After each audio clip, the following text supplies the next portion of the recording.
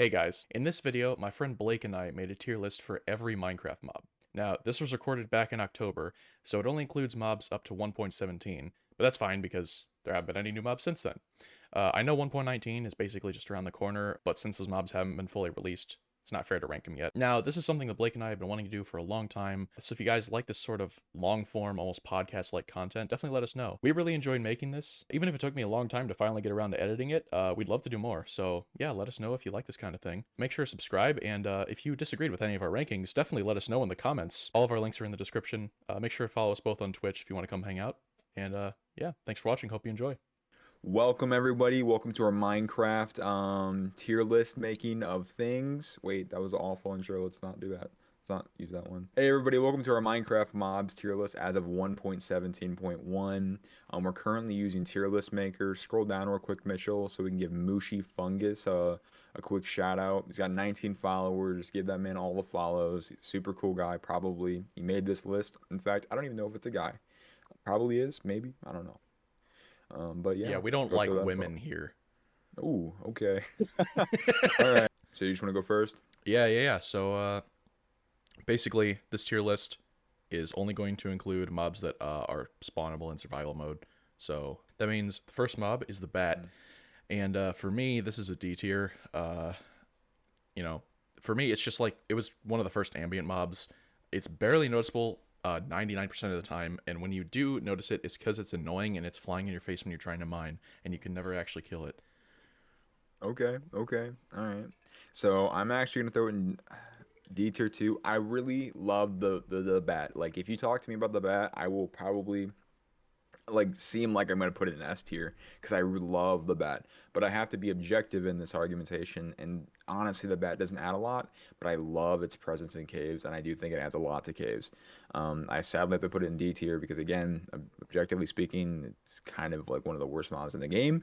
But overall, I think it is a really cool mob and does add a lot, and I think Minecraft would be missing a lot without it.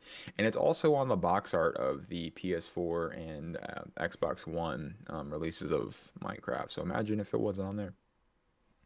Yeah, the world would truly be different. Yep, the world would be a worse place without the bat on. The Let me cover look that art up of a actually. discontinued version of the game. It'd be Uh, really funny if you're just straight there is a wrong. bat, bro. Okay, I'm such okay. a G, dude. I'm All such right. a freaking Minecraft boomer. Anyway, moving on. The B. For me, this is an A tier, easily. Um, there's so many different game mechanics that can only be reached through the bee, especially with redstone, with honey blocks and stuff like that. Honey bottles are also useful. Um, the mechanics are really easy to understand, and you can fully automate them as well, which is really cool. So I completely agree with that. I actually have to put the B in A tier as well. Um, Honestly, I actually consider the B more of an S tier mob, but I consider it an A tier mob with how useful it is, with how cute it is, with how just well designed it is. Earlier you mentioned how the bat can't really be hit because of how fast it moves and how small its hitbox is. Well, they acknowledge that with the B and it being a neutral mob and it actually being pretty easy to mess with. They acknowledge that and made its hitbox pretty freaking massive. You know what I'm yeah, saying? So. it's a fat bee. I just think it's a really fat beat. I think overall it's just a really well designed mob. But I personally hold S tier in reserve for either original mob, not original mobs, but just mobs that are like integral to Minecraft's design, or mobs that are just so valuable that like entire Let's Plays would be ruined without them, or not ruined, but altered. Where I don't think the B really changes Let's Plays because you have honey, but I don't know, like when I get poisoned, I just kind of suck, like just kind of wait it out. I don't I really just when I get poisoned, I just kind of suck. That's all yeah. you need to say. So next is the blaze, and I'm pretty sure this is where Blake and I are going to start to put things at different tiers. Mhm. For me, it's an A tier. Uh, it's a really scary hostile mob. It is the challenge in fortresses, in my opinion. The visibility range is incredibly annoying. Like I recognize that, but I think it's necessary for fortresses because that's supposed to make you, scared of exploring the fortresses, especially when they're exposed. These mobs are essential to completing the game. You cannot go to the end on, almost every seed without getting blaze rods. Mhm. Um, Mhm. but I think actually fighting them, if you're prepared, is not too difficult. I don't know. It feels balanced to me. Okay, okay. Yeah, I think your opinion is great and I hold it dearly, but I think it's dog trash. Dog trash. I actually put mine in C tier. So I think that everything you said when it comes to the Blaze being a super integral to the Nether Fortress is completely correct. I completely agree. I think that the Nether is definitely a step up in difficulty, and that's why I love the Nether, is because it's challenging. I think whatever skill gap you're at in Minecraft, the Nether is either terrifying or it's just challenging. We all have those runs where we can't find another fortress for forever, and then when we get to the Nether fortress, it's got a billion blazes that like light you on fire. The reason I put it in the C tier though is I do think it's a little unfair with how spammy it can be. It can be quite hard to challenge. Maybe I'm just, not pro gamer enough to be playing a game made for 5-year-olds. I just think that the Blaze is like a really unfair mob, and especially with how much it spawned at spawners, like you can have like 4 or 5 blazes like lighting you up at one time, and they can shoot you from like 3 miles away to where your render distance may not even include them. Like if you're playing on a crappy piece of hardware, like you may not even be able to see the blaze, and I think that they're one of the only mobs, them and the ghast, that can do that. And the ghast at least has a cube. I'm gonna express my hatred for the ghast later. Um, but yeah, Now, overall, I just think that the Blaze is kind of a whack mob. Earlier, you mentioned integral to the Minecraft experience of like progression, right? You can't ignore its progression, but also don't believe that a mob being integral to like a certain like useful feature makes them automatically good. We see that with the Elytra and with a specific mob we'll talk about later. Like the game, I feel like kind of forces that onto the mob, and the mob doesn't really naturally promote that useful feature, in my opinion. And so I don't think it's like a pro or a con. I just think it's a gameplay feature added to that specific mob. I actually agree. Hmm. I expressed what I was trying to say poorly when I was talking Yeah. about the blaze being integral. I meant for it being integral, I feel like the challenge is at an appropriate Okay. level. Okay. Um, Okay. and I also will add with how spammy and annoying they can be. I agree. If this was pre 1.16, in 1.16 and later, you can get fire resistance potions from piglins before you even have to go to another fortress, and that almost entirely negates blazes as a threat like completely, apart from melee damage. Yeah. Blazes cannot damage you or even light you on fire if you have fire resistance, which is not too hard to obtain. So I feel like a lot of their annoyingness factor is mitigated in 1.16 and later, is all I'll say. Okay. I mean, yeah, I can definitely see that. Um, I mean, yeah, you're right. If you sit there and prep for like an hour or 3 hours, you'll have an easier time facing blazes. But again, that's kind of what the Nether is supposed to be. It's supposed to be a more preppy thing. If you're just gonna walk in there with like a wooden sword and like a basic shield and no armor, you're gonna get obliterated. So I can appreciate that, but I'm still gonna have to, hold them and see. Fair enough. All right, the cat, for me, is another A tier mob. Uh, I understand that it's mostly just cosmetic in terms of just a fun mob, but I think finding all the breeds is a really fun side challenge. I mean, they've made it an advancement in the game for a reason. Um, their mechanics are really easy to understand in terms of their spawning and their breeding and their taming and everything. Um, and repelling creepers and phantoms is really nice as well. I I don't care about creepers that much, but phantoms I really appreciate that. So I actually have to put DCAT in A tier as well. Everything you said, I do think it's really cool how many variants there are, especially when you walk into a village and you see a specific variant that you haven't seen in a long time. Like there's this white one or like whiter one that I rarely see that I saw a few days ago. I was like, wow, that's really cool. It's just fun. And I think that like you mentioned the creeper thing, but like I can't express how much I have a love-hate relationship with like creepers. And the fact that if I have a cat, I have to worry a little less about creepers just makes their value like infinite to me. I love them so much. But what keeps me from S tier is I feel that some creepers kind of like get through the cracks of cats. Like you can have a wall of cats, and then somehow a creeper will like move through like a mine field and then blow up your structure anyways. So I don't know, maybe it's like a glitch or an inconsistency, or maybe that's actually programmed in the game on purpose. But either way, cats aren't foolproof. But I still love what they do. Yeah, like many things in Minecraft, the mechanics are never completely consistent. Yeah, but that's why we love Minecraft. Exactly. Next is the cave spider, and this is a C tier for me. It's like a spider, but annoying. So, I Yeah. mean, I understand that it makes mine shafts more challenging. You know, it's a small spider. It goes through Hmm. cobwebs and it poisons you. You Hmm. know, it's an appropriate cave monster. That's why it's called the cave spider. I just think that like the challenge level when you get swarmed by them in mine shafts is not warranted by like either their drops or Yeah. the loot in mine shafts. It does spike. Like you'll be doing great, and then automatically, or like all of a sudden, you just get like blitzed by like 8 cave spiders out of them Exactly. spawning. Yeah. And they hide so easily that even after you've broken Hmm. the spawner, they'll just chill for so long and you think you're safe. Aren't normal spiders 2 blocks wide and 1 block tall, where caves are 1 by 1? Yeah, correct. Yeah. Cave spiders can So actually fit through slabs. They can fit through half a block tall gap. what? It's really yeah, like That almost makes me want to bump it up a tier. That's really cool. That's terrifying. yeah, I didn't.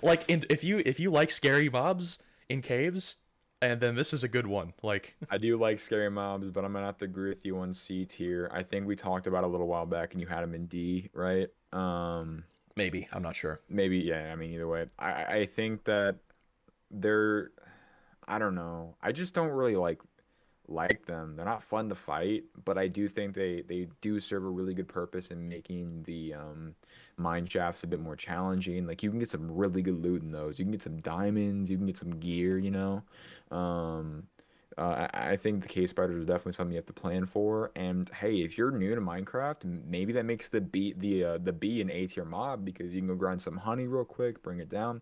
I think the cave spider does a really good thing of making you actually like use critical thought in Minecraft because a lot of mobs you just kind of go slashy slashy done, you know, where cave spiders with that poison effect really make you think about how you're gonna approach the situation. Unless you get spammed by like 8 of them, then it's just slashy slashy scream. So And one more thing I will add with the cave spiders, I know this might not be as relevant to you because I have a special place in my heart for farms and automation, but cave spider spawners can often spawn really close to each other. In fact, I've made a triple cave spider farm before with 3 spawners that were all within spawning radius. So it's if you need a string or spider eye farm, then these guys are great for it compared to regular spiders because their farms are way easier to make and you can often get multiple spawners. So okay, yeah. that almost bumps it up to a B tier for me, but I can't warrant that. Yeah, maybe it's like if we do like an item, every item in the game tier Oh list, my god! maybe Oh, maybe you can put the cave spider cage in the B tier. I'll keep that in mind. Yeah. All right, the chicken. The chicken. That's a B tier. I mean, it's a passive mob. It walks around. You feed it seeds, and you get more of them. You know, you mentioned before Mm-hmm. to me that you get XP from that pretty quickly. Fair enough. Mm-hmm. You know, Mm-hmm. gives you food. It gives you feathers. You can make arrows. Nothing too special, but you know, nothing to hate about it either. It's a It's a solid passive double. mob. That mob right there is going in A tier for me. In fact, I'm gonna put it the tiers inside the tiers don't really matter, but I'm gonna put it like the front of A because I genuinely love the chicken. I think that is such an easy source of XP because it's a triple whammy. Okay, and let me explain that. So you get the eggs, you throw the egg. No, the eggs don't give you experience. So Right. double whammy. You can breed them and then you can kill them, and so those both give you XP. Seeds drop like crazy, and even better, if you run out of seeds, you just run over to like a plains biome real quick, you know, cut up a few up, and then you'll save some for your farm probably. But like you can just get some more seeds to throw into the chicken farm. That allows you to get XP from breeding, and then you can kill them, and you get food, feathers, and XP. Like what one of those three is not useful? Like feathers are amazing for arrows. You know what I'm saying? And I So. will add, it actually is a triple whammy because you can smelt the food for XP. Yo, yeah, you're right. Yeah, it's literally insane. And yeah, I love the chicken so much. I think it is the best out of the OG mobs. I don't know how the chicken became the best of the OG mobs because I originated in Pocket Edition and I remember talking to my friends how the chicken was so stupid. Yeah, And same. It was now, my least favorite then. yeah, now I'm sitting here like, go chicken, best mob in the game. And It'd I be S tier, but I don't know, it just kind of caps out once you get some spawners. yeah, there's no special mechanic that takes it, you know, super far Yeah, there's into nothing S tier. crazy about it. But I will add one more thing about the chicken is that again, farming mechanic. it's the only passive mob that can just its food source and its all of its drops, its eggs, its feathers, and its food can all be auto farmed completely like Hmm. without player input. So The egg farm is actually one of the first farms ever made on yeah, my it's so first easy to world. make as well. Yeah, on my first world on my PlayStation Vita, bro. I'm such a Minecraft boomer. The cod is a C. I mean, like it's nothing special. It adds some life to oceans. They only spawn in oceans, unlike salmon. Uh, you can kill them and get some cod if you're like stuck in an ocean. You really need food. But yeah, other than that, I don't really see anything that this mob has to offer. So I actually really wanted to put this mob in F, but then I realized I can't put the mob below the bat because the mob literally does. I have this. It's the same argument with other cod and other fish, so it wouldn't be as lively in the ocean. Like you go back and play like 1.5 when Redstone came out or something, the oceans feel weird. They feel so whack. Yeah, Um, so I have to put the COD in C tier. I really don't like the mob. I don't know why. The COD's never done anything to me, but I think that's also why I don't like it because I've never really interacted with it. I don't think I've ever even like eaten a cooked cod. I don't think I've ever done that in Minecraft. Like cod doesn't really do anything, so I don't know. yeah, that's understandable. But Honestly, that's why I I'm have to sure put it there are in a great many C. players who have never encountered a cod or like realized they have. So Yeah, um yeah, I just can't put it in D or F because it's the bat but with food. So exactly, that's a good way to put yeah, it. like The I bat can't of the I ocean. can't. That's a stupid argument with inconsistency. That's just pure, bias. But the cow, however, that is going to be an A for me. Hmm. Um, for me, this is like the best of the passive mobs in my eyes, just because early game, you know, wheat is not hard to come by anymore, especially with villages. You get hay bales and you get basically infinite wheat right off the bat. So easy to breed. You can get a ton of them really quickly. You get steak from them, which is the best early game food source, debatably the best food source in the game in some people's eyes. Um, Leather can be really helpful in getting bookshelves if you're just struggling to, find bookshelves in a stronghold or a village or something like that. Um, Leather is always going to be useful in just random crafting recipes. So, yeah, these mobs are great.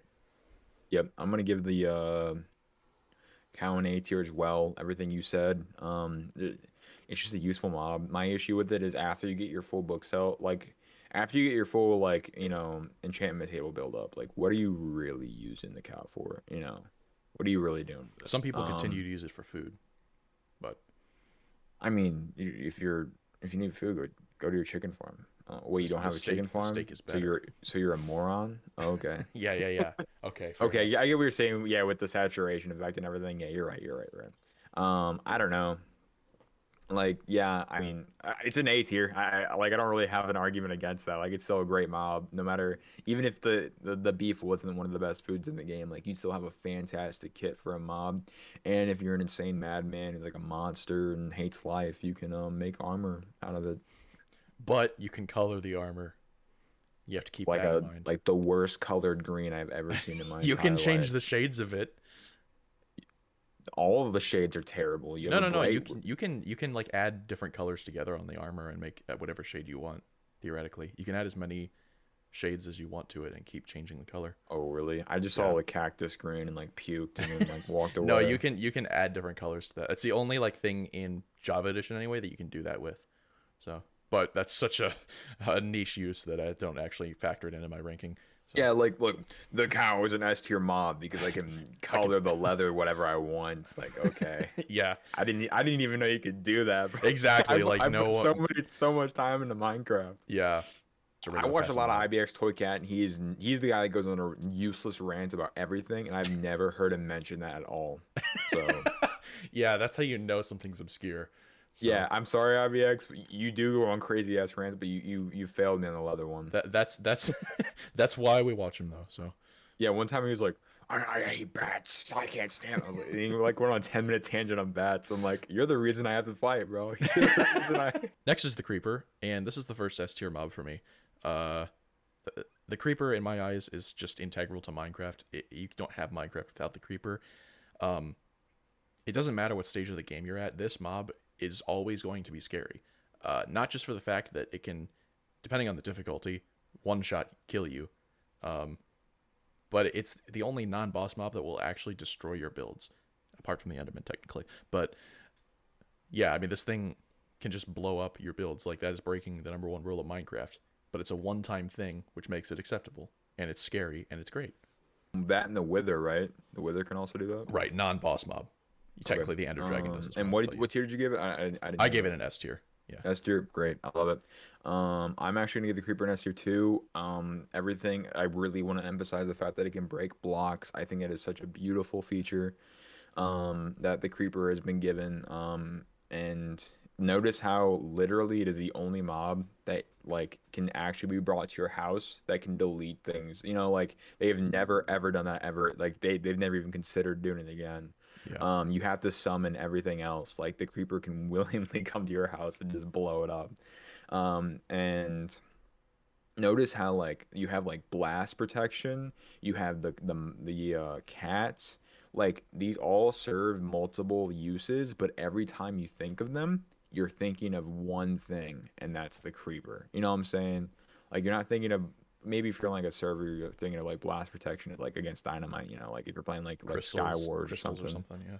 Yeah, yeah, yeah. But like, yeah, you're not thinking of crystals. You're not thinking of wither. When you're thinking of blast protection on like a normal or normal survival world, you're thinking of this green standing pig in front of you. So I don't know anyone that wouldn't put the creeper in S tier unless they have animus against it, which is understandable. So no, it's not. I Like mean, you, like the fact that you hate it means the mob has done its job, which exactly, means it's an S exactly. tier. That's yeah. Sorry, go play them. I Go don't play make them I don't make the peaceful. rules. Yeah. Yeah, I don't make the rules either. The mob, you can't be mad at the garbage man for taking your trash. You know, like I don't know what to tell you. Next is the dolphin, and this is my second S tier mob. I love the dolphin. I think this is one of the greatest mobs to ever be added in recent history. Um, it, I mean, it brings a lot more life to oceans, way more than like the cod or any of the other fish do.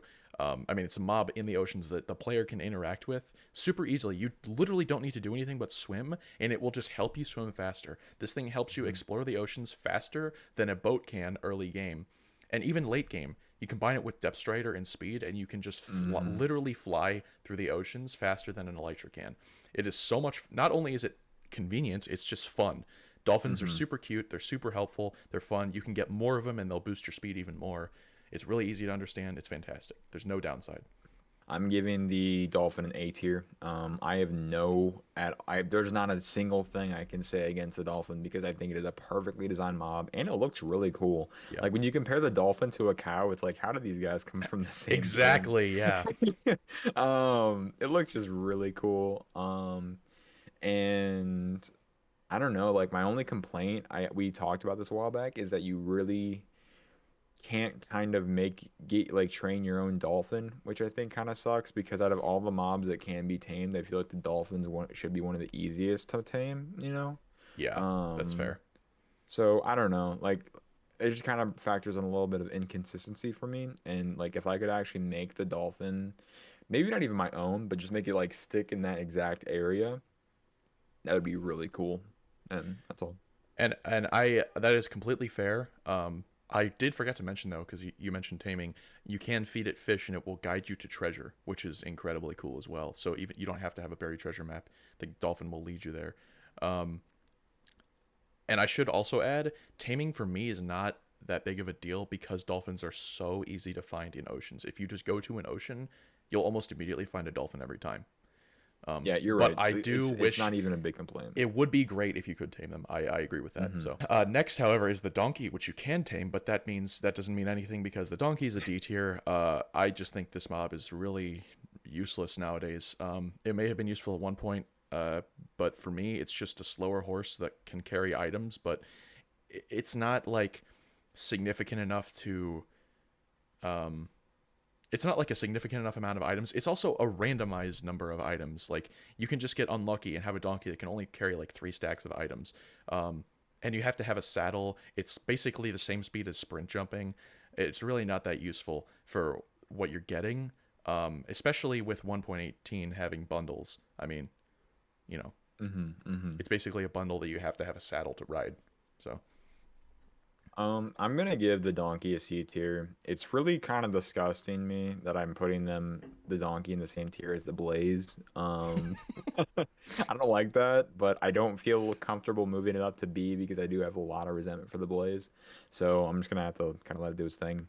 My argument for the donkey is I just think that storage in general is really useful.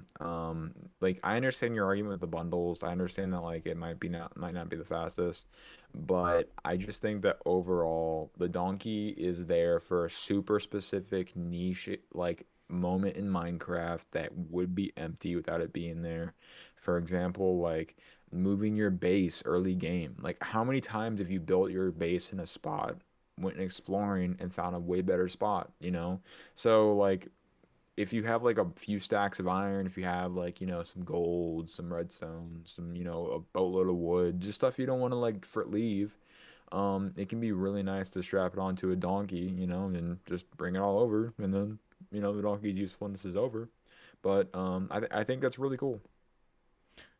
Yeah, and that's fair. I agree. In niche situations like that, the donkey Hmm. can be useful, which is why it's a D tier, not an F tier for me. It has some uses. So, I mean, it's better than the bat, but I'm not putting the bat in F. I love you, bat. uh, so the drowned for me. Oh, I need to actually scroll down here to see what my list was. Okay, the drowned is actually a B tier for me. Um, I think in terms of adding a hostile mob to the oceans, like separate from the monuments, the drowned makes sense. I don't know if it makes the most sense, but it definitely makes sense. Um, what really frustrates me about them, apart from the fact that you can just suddenly get stormed by them and they can swim sometimes like really fast, it seems like. Well, crazy fast. Yeah, at least vertically, is that it's the only way to get tridents, which I understand why they made that decision. Like thematically, it makes sense, but the mechanics for getting them are so inconsistent and annoying that that makes me have like a personal animus towards the mob. So, Hmm. but I think it's a decent. I mean, it's an underwater zombie. It's kind of cool. It makes sense for the oceans. Fair enough. So I'm actually gonna put the drowned in C tier, right next to the blaze. I think I have a lot of the same problems with the drown as I do with the blaze. So my problem with the drown is that like I don't really think it should really be spawning in rivers at all. I think it should Completely be agree. an ocean mob. Yeah, like when I'm crossing a river, like why am I being swarmed by three drowned and a baby drowned? Like that's absurd to me. Yeah. Um, and I don't know.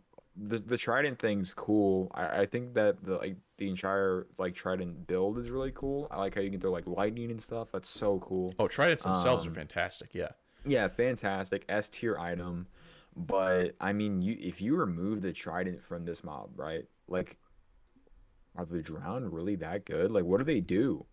Yeah. Like they're just there to be annoying. And that's one thing I don't like. A lot of people don't like adding mobs with no purpose, which I'm okay with as long as it kind of add an aesthetic. I'm really against adding a mob just to make it like a specific area more tedious. And challenge and tedious is the same thing at all. Like I think adding to the Nether, like those mobs were added to increase the challenge and make it more diverse where I just don't get the same experience with the drowned. I think the drowned really was just added to make just add a mob to the ocean to make it more challenging, but in turn tedious. Yeah. I agree completely. So, I will add in 1.17 now, it is the only way to farm copper, but that's such like when are you ever going to need to do that?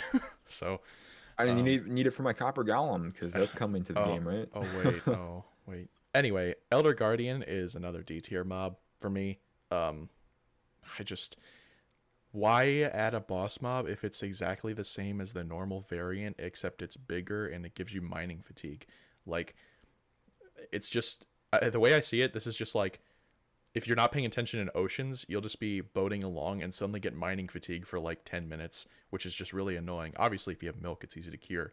But if you're actually trying to loot the temple, I understand why they give you mining fatigue. Like, it makes sense. You have to actually explore the temple instead of just mining to find them. But they, like, when you're fighting them, that's the only thing they do. They don't do anything different than the normal guardians. They don't have any special fight mechanics, and they drop a single wet sponge, which can just be found in the ocean monuments in large quantities anyway. So I don't really think that anything they do warrants the mining fatigue. So Okay. Yeah. I mean, yeah, I really can't argue against that. I'm going to put them or it in C. I mean, I don't know. I just think it's pretty interesting. It's definitely a distinct mob from like any other Minecraft, and I think it um I don't know. I don't I've never really interacted with the Elder Guardian that much. I just kind of yeah, murder him and walk away, you know. Um so I think you have a really good argument for D tier, but just having this boss that I know is going to be the center of these towers is pretty cool. Or not towers, but like underwater monuments. Yeah, temples, monuments, yeah. I think it's pretty cool, and I think it serves that like purpose to a decent degree. It looks yeah, cool. that's fair. I can't disagree with that. The Ender Dragon for me though, is a B tier. I really had to think a lot about this one, and I've reconsidered it after our initial conversation again. But I still think that B tier is where it belongs. Okay. Um, Okay. I mean, in terms of, it's the final boss of Minecraft. There's nothing, it's perfectly fine in that role. I understand why it's in that role, and it does that role well. Um, I just feel like the mechanics are kind of boring. I mean, it's better now after the combat update. You know, it at least has some unique mechanics of, oh, it perches in the center and it will shoot, these fireballs at you that will, well, sort of fireballs. I don't know what they're actually called. It'll shoot breath at you. You can use that breath to make Just lingering breathing potions. on you. Yeah, It's PC gamer juice. Like the yeah, sweat of PC gamers yeah. He's spewing on actually you. he's a Smash player, and anyway, but yeah, I feel like they could do a lot more with the Ender Dragon. I mean, it's a giant dragon in this like floating island void dimension. I feel like there's a little bit more that they could do to make it kind of a cooler boss fight. So Solid arguments, but I'm going to have to put my Ender Dragon in A. I think that personally, how I view the Ender Dragon, I don't really even consider it to be a mob. I consider it more to be an event, right? The Ender yeah, Dragon is such a routine checklist. Like it's basically I could kill the Ender Dragon easier than I could open up my store that I've worked at for 2 years. You know, it's something that is literally the goal from the first step of every Minecraft run. Even if it's not your main goal, it is a goal, right? A lot of like, I just think the Ender Dragon does a really good job of being that like main goal, but like or that main divide between early game Minecraft and late game Minecraft. And I do think the experience that we've all felt as Minecraft players killing the Ender Dragon for the first time, I think that is so great. And I don't think that the Ender Dragon's cracks really show until after that first fight. I think during the first fight of the Ender Dragon, especially if literally nobody knows what they're doing, is insane. Climbing those massive towers that when I was younger looked like they were infinitely high. Um, that is just something that it's a crazy event. And nowadays you put me and Mitchell and somebody else in there and we'll clear that thing in 30 seconds again. So I definitely think it lowers it a tier, but the challenge it holds at first is very very like really good. I like it.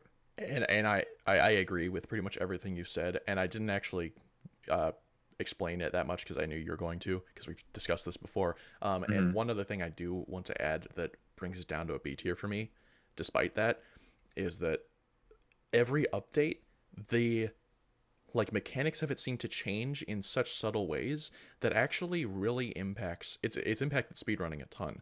Like Hmm. there are certain versions where you just straight cannot use beds to kill the dragon because its hitbox is different and it will launch you into the air when you do it. Like it's so inconsistent and it can be so frustrating, even for experienced players.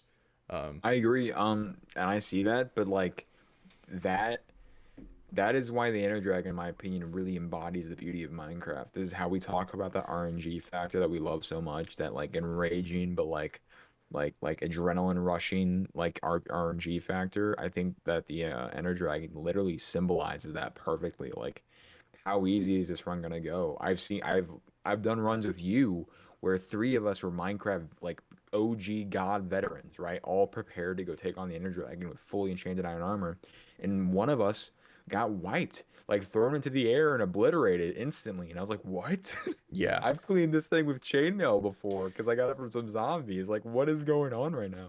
And I just love that. that is a good point because it at least makes the fight unpredictable every time you do it.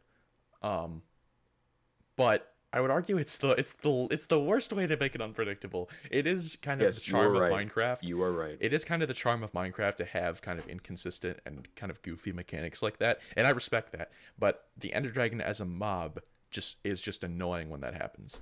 Is You what I'm are gonna. so right. I can't disagree with that. I just that maybe it's all nostalgia speaking, but what the Ender Dragon brings to the game, I think, is definitely A tier. And if it didn't have those flaws, which I think are actually few, they're just really Yeah. massive cracks.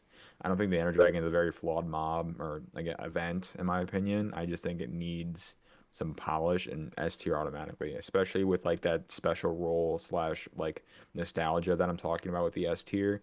The Ender Dragon meets all those criteria. It just has those cracks and flaws that bring it down a tier. The Ender Man though, is a C tier for me. Um, Bad opinions. Bad opinions. this is good. I like it when we disagree. So the Enderman, in a way, it has a lot of similarities to the Creeper to me because the Enderman is kind of always like terrifying, but it's terrifying like more psychologically than anything Yep.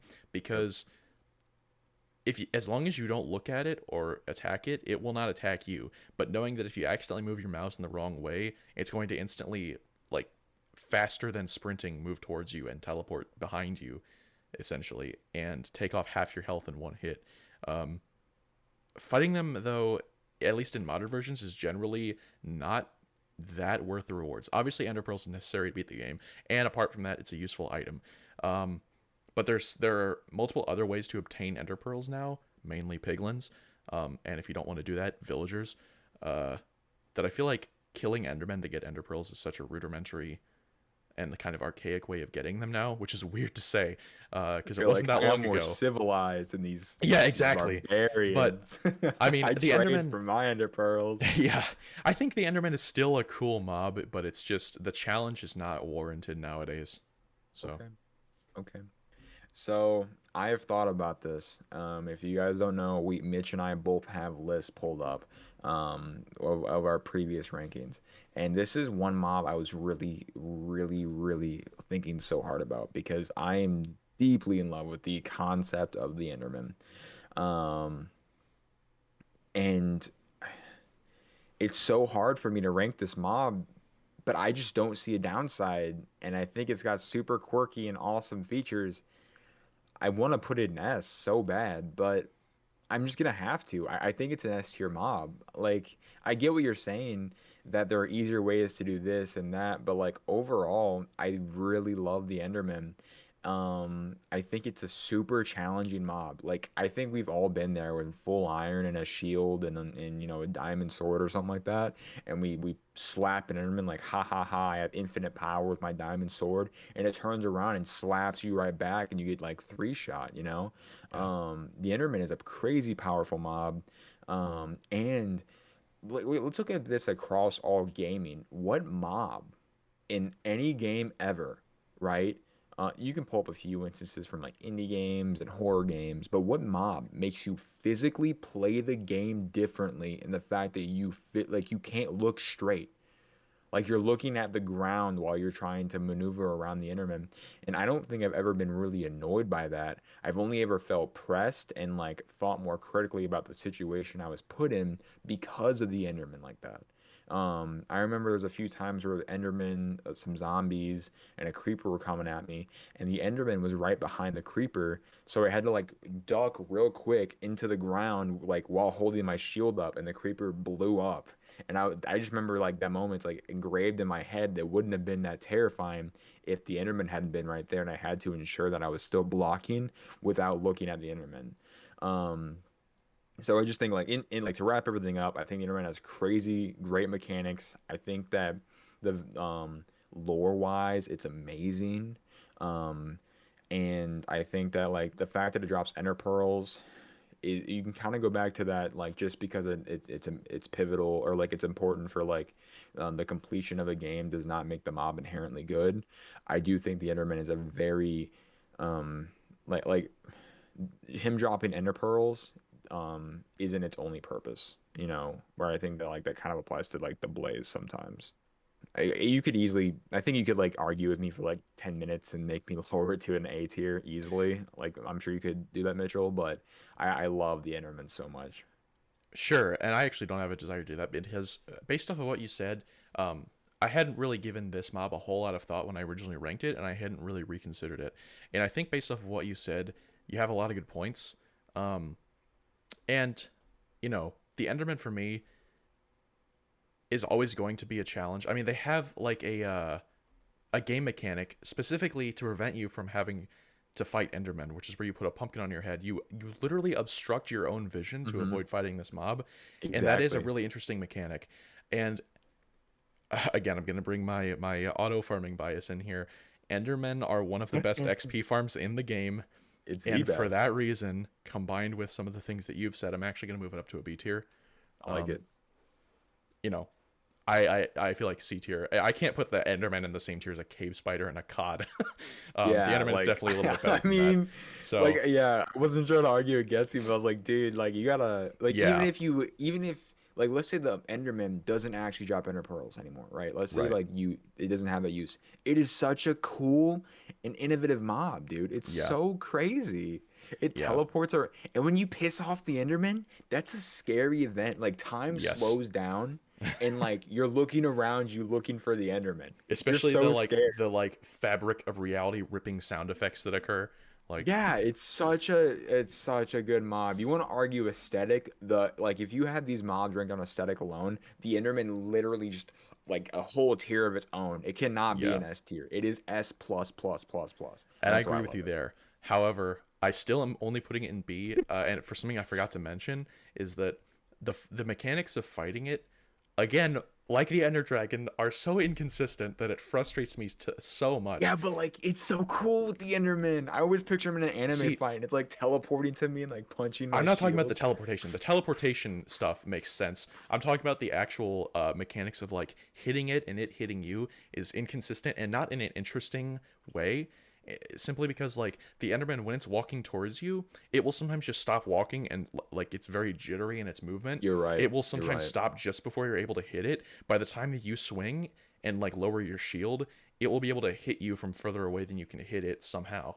If So there's a Minecraft show and I don't see an Enderman like smack somebody's shield and then like teleport like blitz behind them and then smack them, it's yeah, an F tier show. Trash. yeah. So that's why it's still only in B tier for me.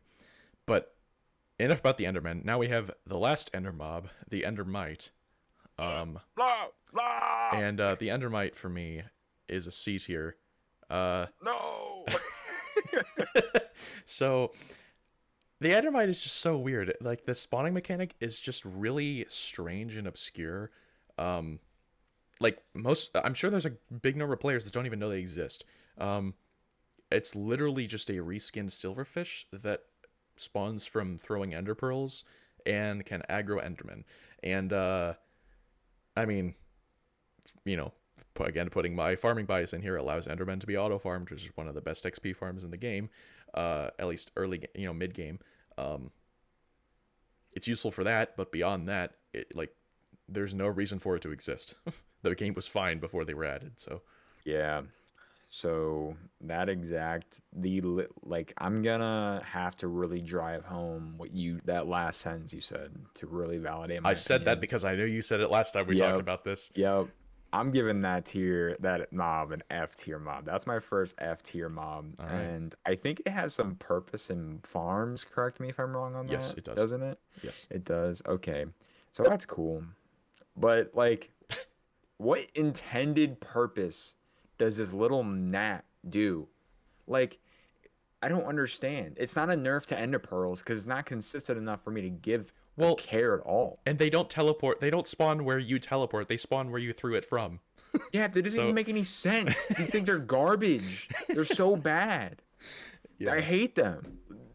They're cool mob. They look awesome. They really do. I But disagree. guess They what they look like a a a purple block. turd, yeah, like a purple turd that has specks coming out of it. Yeah, But I do think that like when they're in game, they look pretty okay. Like when they're moving around, they it's are kind of kind of cool. cute. They are kind of cute. Yeah, so I don't know. It's just like a lot of these mobs. I'm sitting here arguing like I love its look. I sat here raving about the bee, but guess what? The bee has a purpose. The bat. Yeah. The bat's entire purpose is to look like something in a cave. You will never. I don't think I've ever actually seen a freaking endermite by like not trying to see the endermite. Yeah. Like get this dog trash mob out of here, dude. It's trash. I'm sorry. I Get also out of here. will add, when you are exploring the end, initially looking for end cities, and you're ender pearling across islands, with your friends, and one of your friends throws an ender pearl to teleport, and he spawns an endermite from where he threw it from, and you see a ton of endermen start rushing towards your position, thinking you aggroed them. Yeah. Yeah, that's Why? not enjoyable, Why? because they're Yeah, mad at like the like endermite. you are being punished for somebody else's actions at that point. What other mob can even Psychologically do that? punished. Yeah. Yeah, like what? I that's a mob where like where people yeah, that's the mob people need to go beat up. Back off the bat. Back off the bat. The bat's cool. Okay, he's vibing. He didn't do anything wrong. In fact, he was added before the ambient mob problem was even a problem. Okay. Yeah. The Endermite was added when it was a problem, but nobody hates the Endermite. Yeah, I agree. Get that trash Um, out of here. the evoker though, that's an A tier. I mean, they dropped Totem of Undying, first of all. Like, how is that not going to be useful? Um, it is incredibly difficult and scary to fight them. It doesn't matter how much Yes. armor you have. I mean, Yep. I recall a few months ago going to a woodland mansion in my hardcore world. I have full Prot 4 netherite armor and like a sharpness 5 netherite sword. And I had to actually flee because I almost died to Yep. the evoker, Because you're because bad. especially when there are multiple of them, their like ground rock attack thing uh is kind of hard to avoid if you're in close range to them, and it does not insignificant amounts of damage, and they summon vexes. But the vex summoning is really, I don't think they should continue to spawn vexes when you haven't killed the other ones, because it quickly gets out of hand, which I understand makes them harder, but it doesn't feel like an intentional mechanic. It honestly feels like a bug when you get that many vexes. Um, I'm kind of just rambling at this point, but the evoker, I understand it's difficult. It's just annoying in a lot of cases, especially how fast it can run. Um, but I mean, the challenge is worth it for the totems of undying, and they can be farmed. So Okay, yeah. I mean, yeah, I don't really have any thing I can say bad about the mob. I actually really like it. They're really cool. Their moveset's really cool. I find it kind of annoying to fight them sometimes because I think they're challenging for not no reason, just a little too challenging. Maybe I just suck at the game. I don't know. I just want to go build a fence and farm chickens. So I'm putting them in A tier. They have really cool uses that actually have no like correlation to or like connection to the end of the game. Like you don't need to go fight these guys at all. Which I really yeah, appreciate. you basically have to choose to fight them, which is a great Yep. thing. Yep, and they're challenging and very, very rewarding. So Yes, yeah, A tier. absolutely. All right, the fox. I love the fox. I originally was gonna put it in C, but I think I have to put it Yeah, in B.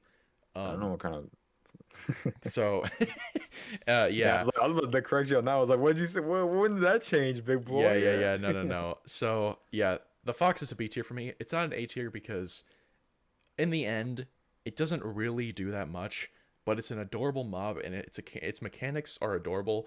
Some of them are frustrating. The whole trust mechanic is really weird. Just let me tame foxes, dude. I understand it's not realistic. This is Minecraft. You can literally make chickens breed on the spot and give live birth to chickens. Why not just let me tame a You didn't fox? egg at the Let ground and a chicken Yeah, popped yeah, out. Yeah, exactly. you just beeline it at the ground. Yeah, yeah, yeah. Like, I don't entirely agree with Mojang's trying to make animal mobs realistic now, but whatever. Just let me tame a fox, man. Come on, they're cute. You can put items in their mouth. You find them in taigas. It makes sense. They kill chickens. They can hop over fences into your chicken coop and kill your chickens. It's adorable. It's a great mob. What's not to like? Let I me tame can't them. believe Let this, me tame but them, Mojang. the fox is my first B tier mob. Um, everything you said. I don't really have any problems with them. I think it's cool they hunt down chickens, which is really cool. One time I built a chicken farm in like the forest they spawn in, and this fox just like ripped my entire chicken farm a new one. I was like, what is going on? I came back like an hour after mining, and like there was a fox in there, and half my chickens were gone. Um, I don't know. I just think it's a really cool mob, and it's actually really complex. Like you go get the cow. I hate to keep beating down on the cow, but like the cow just like walks around and moves, bro. Like the fox is devious, man. He's out there doing stuff. He's got those devious licks going on. Better watch those items. That's right. You see I that love it. emerald in his mouth? He deviously licked that from a villager. Yeah, right from their pocket. Exactly. Awesome. Next mob. Yeah, all right. The Ghast. Oh boy. Honestly, I was gonna put it in C tier, and I think I still am going to, for a couple reasons. So obviously, I think everyone can agree the Ghast is like annoying to the point of like why is it this annoying? What purpose does this being this annoying serve? Having Hmm. a flying mob in the Nether that can shoot projectiles at you while you're and can blow up your bridge while you're building it, depending on the material you make it out of, is something scary that makes sense and should be in the Nether. The gas mechanics are so inconsistent, Hmm. especially with like sometimes they'll just completely ignore you when you're right next to them. Other times you'll be getting sniped when they're literally out of your entity loading range and you Yep. can't actually see them. Um, Also, the mechanic of hitting the fireballs back at them is so frustratingly inconsistent. Yeah. It's a It, 2D JPEG that's flying at you, bro. yeah, What? um, yeah, and I don't understand why after so many years they What haven't am I? tried to Yeah, make the Ghast a little more consistent in its mechanics. I let understand me that help that's you. much easier Grab said the than done. I don't know anything grab the about programming, mini. Sorry. but the reason the Ghast is not like D tier for me is because Ghast tiers are somewhat useful. Regen potions I never really use, and I don't think anyone really uses, but you can make end crystals, which does allow you to resummon the Ender Dragon, which furthers end exploration. And I think I don't know if the item makes sense for the mob, but they are somewhat useful and they're not the worst mob in the world to fight. So it's frustrating, but not like detrimental to the game. So Yeah, so I think that putting the gas in C tier is definitely a good call. I think if you put it above that, you've never played Minecraft. And if you did play Minecraft, your big brother helped you beat the Ender Dragon. or you played on peaceful. Or you played on peaceful, yep. So I'm putting that mob in D tier because if anyone here who's actually fought the Ghast, and I'm not talking like fighting the Ghast, with like full diamond armor and like a power 4 bow that snipes it out of the sky. I'm talking you have a normal bow and like 13 arrows, right? Because arrows are really hard to get in early game. Um, yeah, I'm talking like you're a normal Minecraft player going into the Nether to get some blaze rods. Like these things are insane. You cannot, like, there's no point in trying to hit the fireball back. If Yeah. you try to, you just have not played Minecraft enough to finally have like that beaten into your thick skull that you cannot consistently hit those things back. One time, I think I was playing with you, Mitchell, but might have been somebody else. We were on like a cobblestone like road or we were a bridge that we were building, Hmm. and like I thought I was tough and I like ran up to it and I was Oh, like, hold let's on. do this. And I just like clicked on it. I'm telling you, I clicked on it like it was from here to the camera. And the thing just like blew me off the bridge and I'm flying into the lava. It doesn't Yeah. make any sense. It's stupid. I don't know. I Yeah. think that like the gas has a lot of cool stuff to it. I think it's a really cool mob, but you have to change the fireball mechanic. That just obliterates the entire, like imagine if the Ender Dragon had or yeah, imagine if you had to hit that 2D JPEG that the Ender Dragon hits as you to beat the boss. Like that would make it a F tier mob, you know? Like that'd be Yeah. awful. Well, if it That's what had the the same hit mechanics as the Ghast fireball, yeah. yeah, but that's exactly what the Ghast is. It's exactly what the That's Ghast what the is. So point of I the just Ghast I is. I'm sorry. that's what the point of the Ghast is. The Guardian. We've already gone over the Elder Guardian, and I put that in a D tier, but the actual Guardian is a B tier for me. I think the Guardians are pretty cool. They are. There's no other mob like them in Minecraft, as you mentioned with the Elder Guardian. Um, It's super unique. I mean, it's a fish monster that shoots a laser beam at you. It can pierce through your armor. It makes like they make Mm-hmm. sense that this would be guarding the ocean monuments. They will attack anything that comes near them. They're guarding the treasure in the monuments. It doesn't matter how much armor you have. The monument is going to be a challenge unless you avoid line of sight with these guys. When you hit them, if they're in defense mode, they have thorns. They literally have thorns. You'll take damage from hitting them. There are so Mm-hmm. many unique mechanics with them, and you can farm them for Prismarine, and it's really easy farm to make. So I have an appreciation for them. I think they are a really cool mob to encounter. So So I'm gonna put them in B tier as well. Everything you said. My one thing is I woke up one day and saw there were lasers in Minecraft, and then I went back to bed. I just yeah, remember like I saw like the trailer for the update, and I saw some dude get like beamed off a boat, and I was like, okay, all right. Um, but yeah, I think it's a really cool mob. You want to talk about a versatile mob that like looks amazing, just like the Fox. The Guardian totally fits that. yeah, absolutely. The Hoglin though, is actually another B tier mob for me. Um, I think in terms of like an animal esque mob they could have added to the Nether, this one's pretty good. Um, it's a like if you are in the Nether and you were like not prepared, or your portal, you lost your portal, or your portal got These things will destroyed. mess you up. These things are dangerous, Yeah. but it is the best food source in the Nether. I mean, they drop pork chop. That's the best food source you can get in the Nether. Adding a way to get a decent food source in the Nether is really cool, and I think it's great for the Nether update. The whole purpose of that update was to make the Nether its own sort of dimension that you can survive in, and the Hoglin is integral to that purpose for the sake of food. Um, the mechanics of them and piglins fighting each other is also kind of cool. It didn't really factor that into my ranking. These mobs, like you said, will mess you up. They're really scary, even for Hmm. like mid to late game players. Um, Oh yeah. I mean, the thing that makes them not an A tier for me is that their hit mechanics are so inconsistent and annoying. Don't they launch you if you have a shield still? Yes, they don't launch you; they still pull you towards them if you have a shield.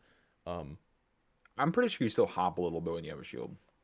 I don't believe so. Maybe in earlier versions of 1.16, but it happened to me recently where I was fighting some hoglins and I had a shield. They just pull you toward. They kind of you just get dragged towards them across the Okay, ground. maybe. I could be wrong, but in any case, they still can affect you when you have a shield, which is a scary mechanic. That in itself doesn't bother me that much. It's mostly the fact that like you can be literally pillaring 3 blocks above them. The mob is not even 2 blocks tall, and it can still hit your legs. You Yeah. have to be crouching 3 blocks above them or crawling to actually hit them safely, or just shoot them.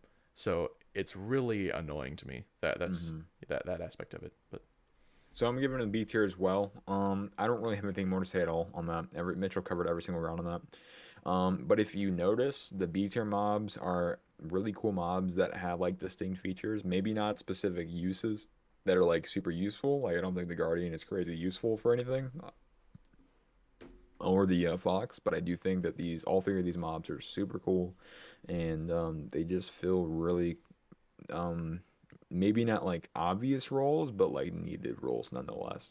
yeah, the horse, uh, for me, is also another B tier mob. Um, I think you might disagree with this. I don't exactly remember how you felt about the horse when we discussed it before, but what I'll say about the horse is that it is a decent method of transportation early to mid game. Before you get an elytra. Even after that, it's still fun to find horses in like a color or variety that you have never seen or that you haven't seen in a long time. There are many different varieties of them. It's fun to try to find, the fastest horse or the one with the most health or the one that jumps the highest or some best combination of the three. In a color that you think is cool, you can put the different different types of horse armor on it, add a little more customization. It's a fun mob to play around with. It's not super useful practically, but it is a lot of fun, and there can be practical uses to it. So You said it was a B tier mob? yes, Wow, that's crazy. I never thought I'd be arguing that it's a lower tier mob. I actually am. Yeah, I've always defended the horse to you. I'm actually gonna put it in C tier, right next to the donkey. So. My issue with the horse is I really wish there was some kind of storage option for it. Um, I don't know. I just never found myself actually using the horse really. Like I find some diamond armor, slap it on the horse that I picked up along the way, and then I just keep him in his stall, you know? Like I don't know. The horse is pretty nice for, I guess, if you're like starting out, right? And then you find a dungeon and you find a saddle and then you find a horse and you want to go out like 10,000 blocks. The horse is nice for that, you know? But I don't know. Like, just make a nether portal at two places and then you have like direct coordinates of where you're trying to go between them, you know? I don't know. I just don't really think they're super useful at any point in the game. But they do have their specific niche area, kind of like the donkey. So I think that they're both kind of in the same area. I will say personally for me, with the horse, I typically tend to use them on the way to the stronghold. Like getting to the stronghold, especially when you're crossing mountains, can be really annoying. You know, Okay. because the horse can just basically scale mountains. It can move up one block at a time without jumping. And you have to admit when the serotonin boost you get when you find a horse that can move really really fast is not insignificant. You're right. Like You're even if right. you're not going Yep. to use it, it's still like, oh I just damn, think this the horse is horse cool. really falls into that 5 minutes of fame kind of thing, where like And that's totally fair. it's useful, and then it's not at all ever. Yeah, no, Like I was the between B and C tier, but I yeah. use the horse enough to put it in B tier. So Okay. um also I should mention this is a giant, not a zombie. That's why it is not in the tier list. But speaking of zombies, we have the husk, which is a C tier for me. I love the idea of biome themed mobs. That is such a cool concept, and I think they should do a lot more of it. Um, However, this is probably the most boring way they could have ever implemented Yep. it. Yep. Um, it's a desert zombie that gives you hunger. Yeah, that's the entire mob. Um, it makes sense. It's not like it's out of place. It's just there's nothing special about it. Maybe if it had some sort of unique drop, I don't know what that could entail, but I don't know. I mean, there's not much to say about it. It's a zombie, and it spawns in deserts, and it gives you hunger when it hits you. So But yeah. I think everything you just said is really good. I'm going to give the Husk a C tier. I think that I don't know, I just really don't like the mob. I think that like the fact that it can be there during the daytime is kind of aggravating to me. Um, yeah, I don't really know why. Like, what purpose does it serve? Like, are you guys trying to make it to where I never ever want to walk into a desert ever? You know, like, because I guess that's what they're trying to accomplish. And so they did. You know, I only ever go into a desert so I can farm gunpowder for creepers in an early state so I can get some fireworks. But past that, I don't know. They just make the desert such an awful biome for me, and especially for the fact that I'm sure if I'm going to a desert, I'm most likely trying to cross the desert. And husks just make that like way more tedious and just overall like less fun for me. So, you know. but yeah. Do you remember? Because you were talking about how they can survive during the day. Do you remember before 1.13 when baby zombies would not burn in daylight? It's like that, but to a lesser degree. Yeah, that was stupid. Yeah, That it was was really dumb. why? Like, stop. We're in a better time now. Yeah. Okay, I'm not gonna argue politics of the past. I'm not gonna start beating down on like, I'm yeah. trying to fuel your anger. That's like arguing World War II politics. It's like, okay, but why? Yeah. Anyway, the Illusioner, I'm not gonna rank, but I think it's a really cool mob. It's just not implemented in survival mode. So, all right. So the Iron Golem for me is definitely an A tier. It's almost an S. The reason, I mean, first of all, it's a great early game source of iron if that's what you want it to be. At the very least, you'll get 3 to 5 iron ingots from an Iron Golem. They spawn in every village. They defend those villages well. It is a great mob to have if you are not confident fighting mobs. Um, and it doesn't matter if you're experienced or inexperienced. This mob will help you, especially during Mhm. raids. This mob is always going to be useful. I mean, it's literally a tank that just launches mobs into the air. But there's also a certain like not fear, but like intimidation factor with like when you see one. I think you mentioned this before. This is why I'm bringing this up. Like you don't want to accidentally misclick and hit him because You you really know you will don't. get two shot. Like Yeah, I love the Iron Golem. I'm jumping on this one. I want to put it. I want to really express my love for the mhm, Iron Golem. I'm putting the Iron Golem in S tier. Um, I the only mob I like more than the Iron Golem in the entire game, like not find more useful, underline like, is the Creeper. I think the Iron Golem, it's like you said, it's so stoic and just crazy and awesome, and like the lore behind it. Oh my God, I always wonder what the history of the Iron Golem is. Um, and when you walk into a village and see an Iron Golem, there's a sense of like I don't know, protection or like safety that you feel like yeah, from the Iron Golem. And I always spawn an Iron Golem around me, even if there's no villagers, because they're just super useful. You know, you build a small fence and you put it up around your area. That way, if mobs get in, if it's not a creeper, it'll get messed up, and it's awesome. yeah, yeah. No, I think they're great, and I should also add the farming element. While it's really difficult to pull off, iron farms are definitely a significant part of the game for me. So, um, the killer bunny is not in survival mode, so we'll not be ranking it. But the llama for me is a C tier mob, um, and I think this is perfect because for me it's in between the horse and the donkey, um, which may seem weird, but let me explain. Yeah, So explain that one, buddy. yeah, yeah, yeah. So the llama, I really wanted to put it in F tier because I was so upset with how Mojang implemented it. Just let us ride the llamas, dude. Let us ride the llamas. Let us tame foxes and let us ride llamas. Why is it so hard, Mojang? It's not that hard. Yeah, I you think don't the even need a saddle for a llama. You just put some carpet on that bad boy. you can ride them, but you can't control them. Yeah. Um, so I think having a few different breeds of llamas is like cool, whatever. That's kind of expected, especially with the amount of breeds there are of horses. But the different customization options for llamas are genuinely like a fun thing to do, and they all unique designs even. Like that is a really cool thing for me. Um, Llama caravans, you're never going to use them. You're never going to use llamas for storage. Like unless you're just like some weird like psychopath. I don't know. Like you use dried kelp. Unless you're Like insane. unless you use like dried kelp as a food source, then you're probably the type of person who uses llamas for um like transportation of items.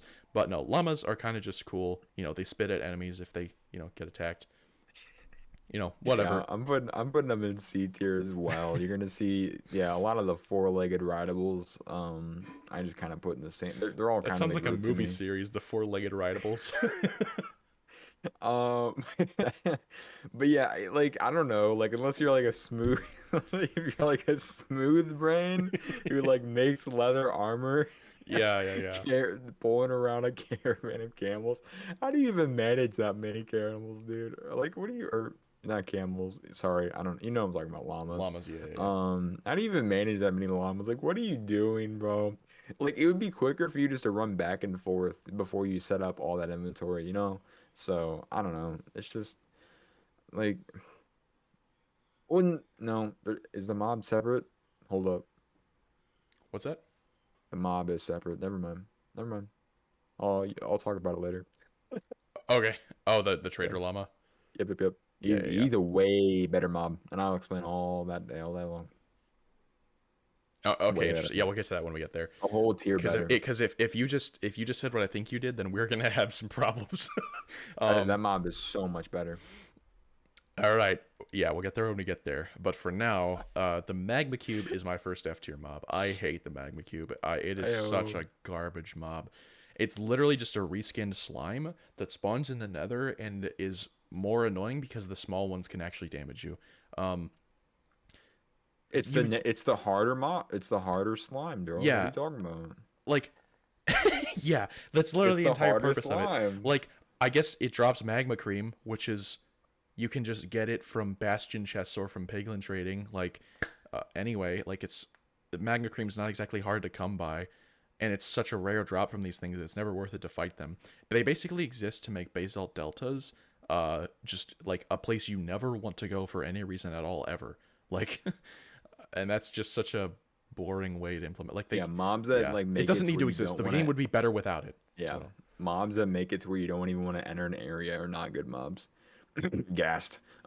So yeah, I'm putting actually the magma cube right next to the ghast. I don't think it's that awful of a mob, but I also think that it's like a mob that like I'm indifferent but slightly annoyed by. You know, like Yeah.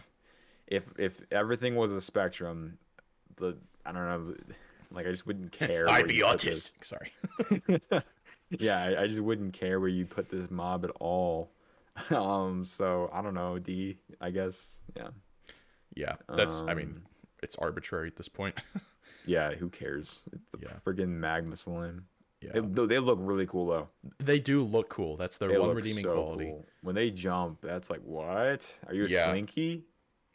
Yeah. Okay, All that's a good right, point time for actually. literally the greatest mob in the Yes. game. The mushroom S tier. I don't know. I've never run into anyone that disagrees with that. Um Who does? Are you a yeah. moron? Are you a smooth brain? Yeah, Like, what? exactly. I mean, how can you not love the mushroom? It's first of all, it's a cow that has mushrooms growing on it. You can, instead of milking it, you can get mushroom stew from it. If you're, if you strike it with lightning, either intentionally or unintentionally, it turns brown and you can feed it flowers and get suspicious stew, whatever kind you're intending to get, depending on the flower you feed it, which in itself is an incredibly cool and unique mechanic. And Mm-hmm. if you're also, some smooth grained psychopath who likes, what was it? The llama transport of items, then you can kill these things for food and leather. But who would Yep. do that? Because you can just get mushroom stew and suspicious stew. You can get saturation suspicious stew, which is the best food item in the game from these things Yep. infinitely. Yep. So everything that this man just said, and okay. So my question to you, Smooth Brain, who does not rank the Mushroom as the S tier mob, because obviously it's where I'm putting it to. Where do you put the normal cow? Because if you put the normal cow in B tier, it has to be an A tier mob. If you're an insane madman and put the cow in a C tier, it has to be a B tier mob. It is objectively a better mob than the cow. You know what I'm saying? So like Yeah, by a whole tier of usefulness. So where do you put the cow? Because you have to put the mushroom a whole tier above that. So yeah. I'll accept A because if you want to argue the cow is a B, I disagree severely, but I see where you're coming from. I would still Um, put the mushroom in S. The mushroom is easily 2 tiers above the cow in yeah, situations like that. exactly, bro. Like, Like, where are you putting the cow? What have you played Minecraft, bro? yeah, no, and Yeah. like the only argument I can think of against the mushroom is that it's rare. Like, it's Can you hard to milk it? find. What? Can you milk it? I actually, good point. I feel like you can, but I've never tried. I always just get mushroom stew from them. Because Um, milk is such a non-factor in yeah, Minecraft. exactly. Like, you don't even. I mean, if you can, great. If you can't, Here, I'm oh looking well, it find up. a cow. Can you milk Yeah, yeah, the yeah. mushroom? Oh my God, the mushroom can be milked. Oh my god, like with for actual milk instead of stew. Yes, Dude, actual there's milk. no You, downside. There's nothing bad or even yeah, remotely wrong with the when you mushroom. find a mushroom, that thing literally makes you start to tear up, bro. Yeah. Like literally you start to tear up, dude. Like the dad from or the cop from Cloudy with a Chance of Meatballs could make a grown man cry. Yeah, Um dude, literally it's the mushroom is such a yeah, and it is an OG mob, but I don't think anyone has a nostalgia for the mushroom because yeah. of how rare it is, Yeah, right? and I was going to say So, the argument against it being rare is completely mitigated because that's what makes it cool. yeah, that's not even an argument, okay? Yeah, I'm sorry the best mob in that's a the game isn't non-issue. given to you on a silver platter. I'm so sorry. I'm sorry you have to go out and look for the greatest mob known to mankind. Yeah. Like all the other A tier or S tier mobs here, I think the Iron Golem is actually really useful, but the Enderman and the Creeper really don't provide a lot of use except for fireworks, but I don't know, like I mean, they're really useful. They're good. So the Creeper does actually have good use. But like the Mushroom is only here because it has infinite value. It is such a good mob. Yeah. And it's completely like renewable like in terms of what it provides to you. Um Yeah, especially we with the can send the suspicious list too. here. I don't think any other mob really beats the Nothing can compete with the mushroom. mushroom. Yeah, I'm But gonna yeah, put no. the mushroom And actually on top of us. Like it just bypasses the nostalgia like love I have for the creeper. one more It thing just we both forgot to mention. Why do you want to ever find a mushroom biome? Apart from the fact that no hostile mobs spawn there, you want to find them because of mushrooms. The biome itself is so boring. There's nothing there except no mobs. Um, and mushrooms. And mushrooms are the reason you want to go there. wait, hostile mobs don't spawn there. What about at nighttime? Nope. The only hostile mobs that can ever spawn, as long as the biome is Mushroom Islands, is phantoms. Wow. We're learning all the Yeah, Minecraft I trivia didn't know today. that one. But Yeah, like, you can't blame me for not knowing that one because mushroom biomes are yeah, so rare, yeah, and so it's rare. like, find a mushroom biome or place torches. Like, yeah, Yeah, but and when I find them, they're usually really small. So if I don't yeah, see zombies on them, I suspect it's because they're in my spawn or they're in like my not no spawn range. yeah. So But we'll yeah. get that. We'll get to that when our biome tier list eventually. Um, Ew. Ooh. yeah, but Imagine a tier only, or imagine a biome only being good because of the one mob that it holds. hmm, S tier biome I would because never rank mushroom. the biome that way because of that. Yeah, I would Anyway, never rank the mushroom biome or the mushroom, not the mushroom. It's not the mushroom biome, it's the mushroom it biome. basically that people call it the mushroom biome. I would Anyway, never objectify a biome to one thing. We just sat here. I watched the time. We sat here for 5 minutes talking about the mushroom, and bro. and I don't regret any of it. I don't regret it at all either. I need everybody watching this video to understand the importance of the mushroom. Anyway, another M mob, but one that is so insignificant that most people probably don't even know it exists is the Bad mule. opinion. Mule is a D tier for me. I have to put it in the same tier as the Wow. donkey. What?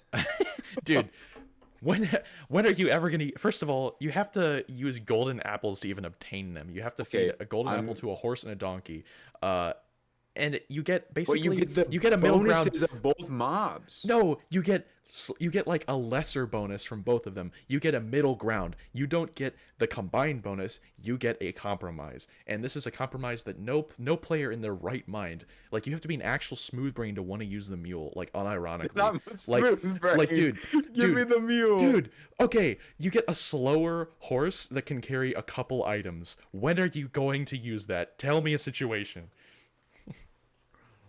Okay, no. I hope Oh I'm actually man, just wrong. I don't know what you want from me, man. Like this, I love the mule. Um, I don't Okay. know what you want from me. I don't even have an argument for that.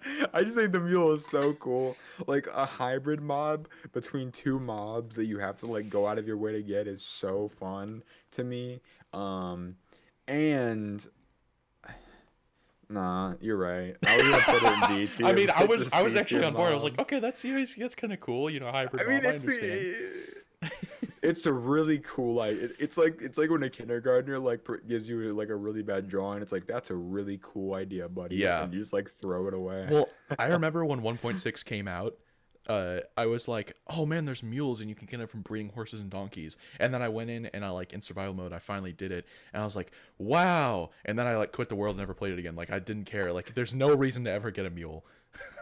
I mean, I really want to like disagree and like overthrow the system, but I don't know. You're It's a right. great concept. Don't get me wrong, but it's just not useful, like in the game anymore. So But, yeah.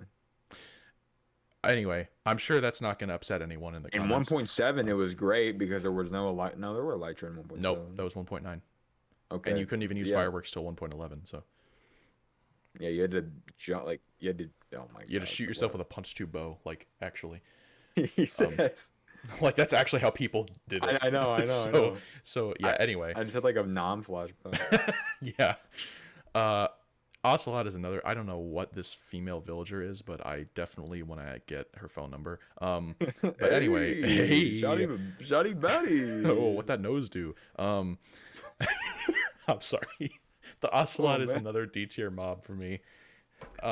Imagine like a cat that doesn't like you can't tame it and it doesn't have variants and it only spawns in jungles and you can make it trust you if you feed it fish.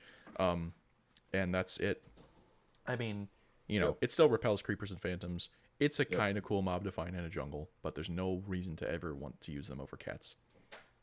So you're right. I, in a modern day scenario, I have to put it in C. I have to. But I really actually prefer the meta of ocelots being the only cats in the game. I like cats and I wish it was kind of swapped, like maybe cats had some kind of like personal like love for the villagers and that's why they stay with them and then like they'll protect the village from creepers, but they won't, be your pet. Um I really like Ocelot. I also think that before the update where they were changed to where like they couldn't be fully tamed, I think they added a lot of value to the jungle biome. Like when I that was agree. taken away, I really don't find myself going to the jungle that much for anything really. Maybe if I'm spawned near one, I'll go get some cocoa, go get some some bamboo, all that kind of stuff. But I really don't find myself finding the jungle integral to my Minecraft experience by any means. Yeah.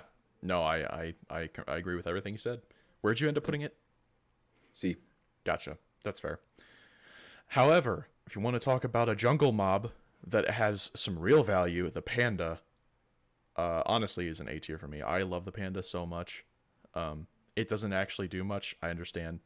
I was sarcasm, but um, I think if you want to Roles. add a cool, What other mob in the game roles? yeah, exactly, and has 7 different variants that change its behavior. Um, Wait, what? yeah, there's like different variants of the panda. There's like there's like the angry panda, and there's like the sneezy panda or whatever. There's the brown panda, Well, I'm gonna go like use creative mode. yeah, exactly. Like I don't you know. want to find pandas and you want to find the different variants because they're so rare and they're so cool, and you can breed them. The breeding makes sense. You can get them. They're like other passive mobs. You just hold out bamboo and they follow you and they roll. Like there's a reason to find bamboo jungles because you want to find pandas. Like Yep. it's a great Not it's because a it's bamboo is one of they the don't actually coolest. really do much, but you still want to find them, and that has a lot of value in my opinion. Yeah, I'm gonna give them a B tier, kind of like right next to everybody else. I love them. I think they're so cool. And one time I saw a panda roll into Gangster's Paradise on Twitter, and it was like, oh, I just love it. Great mob. Um, Yeah. you want to talk about an aesthetic mob? Panda is where it's at. Yes. And continuing on the theme of jungle mobs, I guess they're all perfectly in alphabetical order, which is definitely not a conspiracy. But the parrot, honestly, for me, is a B tier. I can't believe I'm putting the parrot below the panda. Well, actually, I can because the parrot is still a really cool jungle mob. It's got a few different variants. They're not too hard to find. You just got to find a jungle. They're easy to tame. You can actually tame them. Thank you, Mojang, for actually understanding. Please let us tame the fox. But the dolphin is too dumb to tame. Exactly. Apparently, the dolphin's not Okay. intelligent enough. But yeah, Knows no. where The treasure is. the parrot, you know, you find it in jungles, you tame it, it follows you around, it teleports to you just like cats and dogs, and it will ride on your shoulder. I mean, they had that opportunity and they took it. I don't know what more to say. It's great.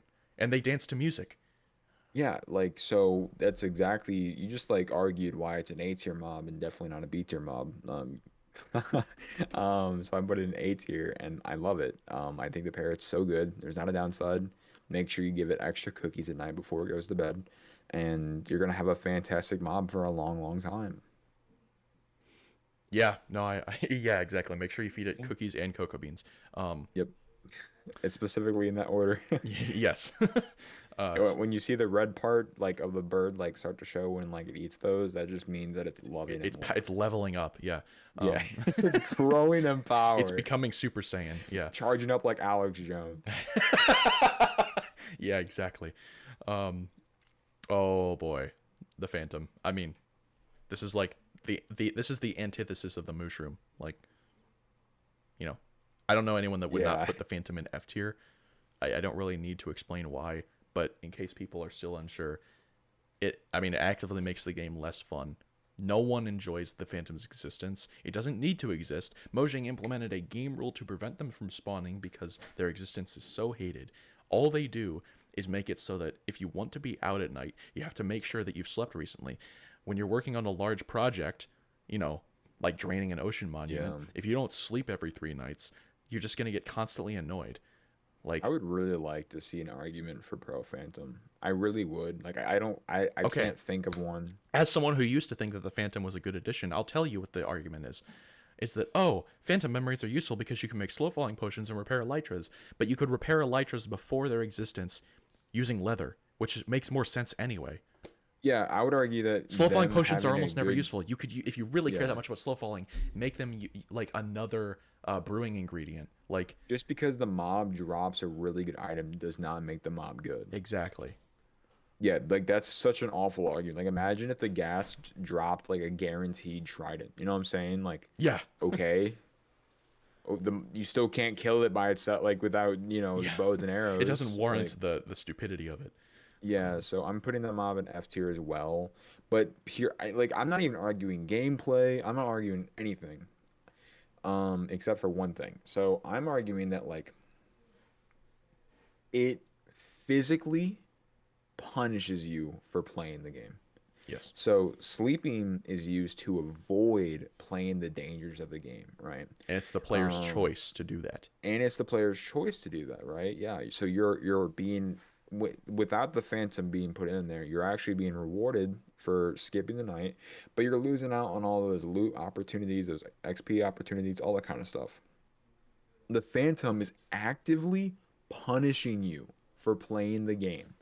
So, I mean, I don't know, man. In a game where the entire thing is do whatever you want, build whatever you want. I think the motto on Mojang's website is like build, create, explore, right?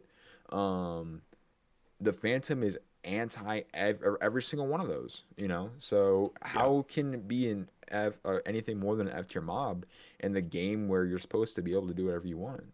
Something I can't believe that neither of us have mentioned is their hitbox. The only thing in the game that has a more annoying hitbox than the Phantom is probably the baby zombie. No, wrong. Phantom is the It's the worst. gas fireball. Okay, okay, all right, all right. Well, I said Yeah, hitbox. yeah. I said hitbox. Like the gas fireball doesn't actually have one. Yeah, yeah, yeah. It's Basically. this So 2D object that you yeah, swing your 3D sword at. yes, yeah. No, I mean the Phantom's hitbox doesn't make any sense. It has huge wings, but you can only hit like the center of its torso to damage it. Why? Why? The Ender Dragon And has it changes hitboxes everywhere. trajectory, yeah, like the Yeah, path that it's it can going. turn on a It's dime, not and its linear. hitbox completely changes orientation to the point where like it can turn and make you completely unable to hit it without actually moving positions. It doesn't make any So sense. whack. And as soon as it hits you, it immediately becomes impossible to actually hit it. So, So whack. yeah. Anyway, I don't want to keep ranting about the Phantom because everyone pretty much agrees with us. I'm sure. The Piglin Yeah, Brute. if you disagree with the mushroom or the phantom, you are smooth brained. Yeah, yeah, exactly. The Piglin Brute is an A tier for me. Um, I think this is the perfect mob for the Bastions. I mean, this it doesn't actually drop anything apart from its weapon, but it makes the Bastions truly scary. And scary is not even the right word. Like you are never not on edge when you're in a Bastion Hmm. because you're like, did I get all the brutes? Or is there still a brute waiting around this corner? Is he going to drop down on top of me? He has 40 hearts of health. He can take off half my health in one hit, even though I have full diamond armor. He can sprint. He can disable my shield. Like, these things are scary. And it makes, it's warranted by the insane loot you get in Bastions. This is the perfect mob for a Bastion. I mean, Hmm. I completely agree. I'm gonna give this mob an A tier. Um, I'm actually gonna give it a top of A tier. Again, the tiers inside the tiers don't really matter, but I really want to stress the fact that I love this mob. They really do make the bastions very challenging. And the bastions do drop really good loot. Like, yeah, you can make it all yourself, but you you know, can if literally get netherite ingots, diamond armor, and god apples from Bastions. yep, Like, yep, it's insane. And I think the loot is equal to the threat of these guys, and I just love. I don't love fighting them, but that's kind of why I love fighting them. You know, like yeah, I have to actually think about what I'm doing, and that is very rare in Minecraft. Like pretty much every mob I can go hack and slash and rip in half with a diamond sword and a shield. But that's not true at all with these guys. These yeah. guys will mess you up. If you encounter And more than one, the instinct is to immediately run away. Like, exactly. And it's not a bad runaway. It's not like, it's not like you see three gas and you're like, oh, I have to retreat because I physically don't know how to, like, I yeah, can't do anything. there's nothing Like, that you can do. Yeah, like these are raw power that you technically could beat, but actually will you? You know, yeah, yeah. So yeah. I love them. Perfect. Yeah. Um, Now the Piglin itself, for me, this is an S tier. I think the Piglin is so game changing, and I know you disagree with this. Hmm. But the Piglin to me signifies like this new age of Minecraft, like beyond like combat update. Like 1.16 is like the new combat update to me, not in terms of controversy, but in terms of how much it has changed the game. The Piglin is basically the centerpiece of that to me. The Piglin is a villager esque mob in the Nether that actually adds so many different mechanics to the game. First of all, it adds actual usefulness to gold armor. Like when you are going to the Nether for the first couple times, you're like, oh, let me make sure I have like a piece of gold armor. Um, and adding usefulness to something I will add, adding usefulness to an item that was otherwise useless just for the sake of making it useful is not good. Not inherently good, but in this case, it makes sense. You know, the piglins worship gold basically. You can choose to trade them gold and get a bunch of different items from them. They have three different levels of aggro, which is a really like it's not immediately clear how that works, but it's you can begin to understand it. Oh, if I'm not wearing gold armor, all I have to do is put armor on and then I'll be fine and they won't be aggroed. Oh, if I mine gold, I have to distract them with gold to get them to stop attacking me. Oh, if I attack them, they will attack me regardless. That's a really cool concept for a mob, and I think it's executed perfectly with the piglin. Yep, I really like the Piglin. I'm putting it in A tier, not to. I would argue it's more personal bias than anything. This whole list is personal bias, but I think this is a really like my one of my least subjective picks, purely because of the fact that I don't think that you should be trying to increase the challenge while also restricting the amount of creativity I have with my build. When I'm walking into the Nether, I'm pretty much forced to wear something gold related, which I really don't like because gold is pretty much the worst armor in the game. Like, I don't think that gold has a lot of value past maybe like enchanting and all that kind of It stuff. does have But the I mean, highest enchantability.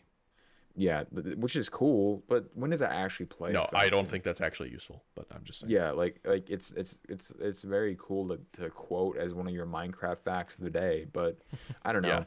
I just think it kind of that kind of goes against the design philosophy behind the Nether, I guess, in my opinion. Um, I disagree. I'll let you yeah, finish, but I'll explain why. I don't know. The Nether's supposed to make you feel uncomfortable, and I think it's kind of like the overall theme of the Nether, and I think that it can be very uncomfortable to not be in your comfortable diamond gear fully enchanted, you know? And if you have some planning, you can enchant that diamond armor with Unbreaking 3, Protection 4, all that kind of stuff. And it'll be a lot easier if you put like one piece in there. So I don't know. I don't think I have a really solid argument for why it shouldn't be S tier. I just think that through my personal experiences, I wouldn't rank the mob S tier. So I totally understand why you Yep. feel that way, especially about the gold armor. I would argue, however, at least like let's say you're going to the Nether for the first few times, you're still on like iron armor, maybe a piece or two of diamond, right?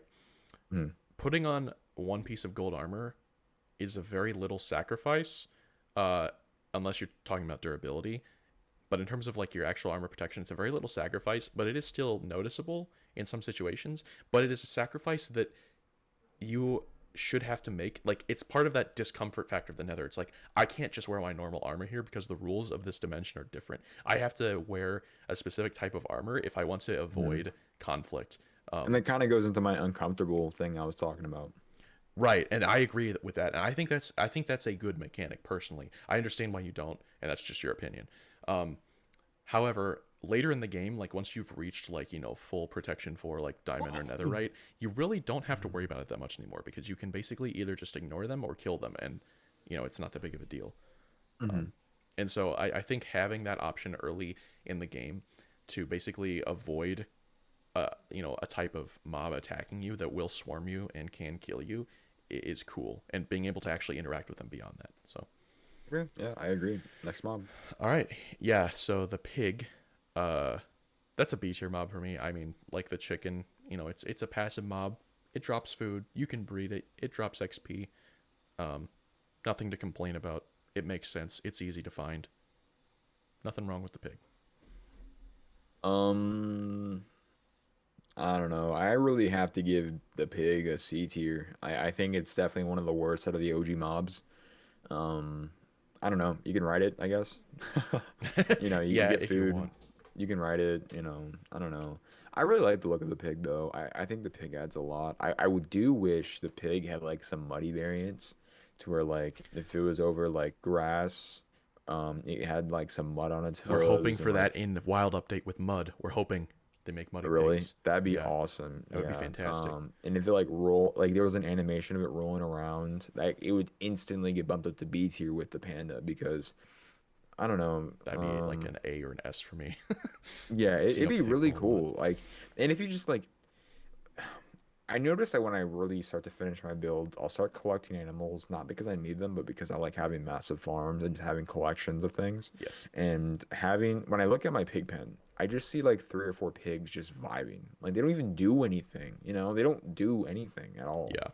And I just have to put it into seed because after you get your first farm established, whether that's through, animals or, vegetables, the pig is just automatically out. It's gone. Yeah. And that's totally fair. I will say this is not factored into my ranking, but I did recently learn from a Wi-Fi's video that pigs can actually allow you to move around while X-raying in vanilla.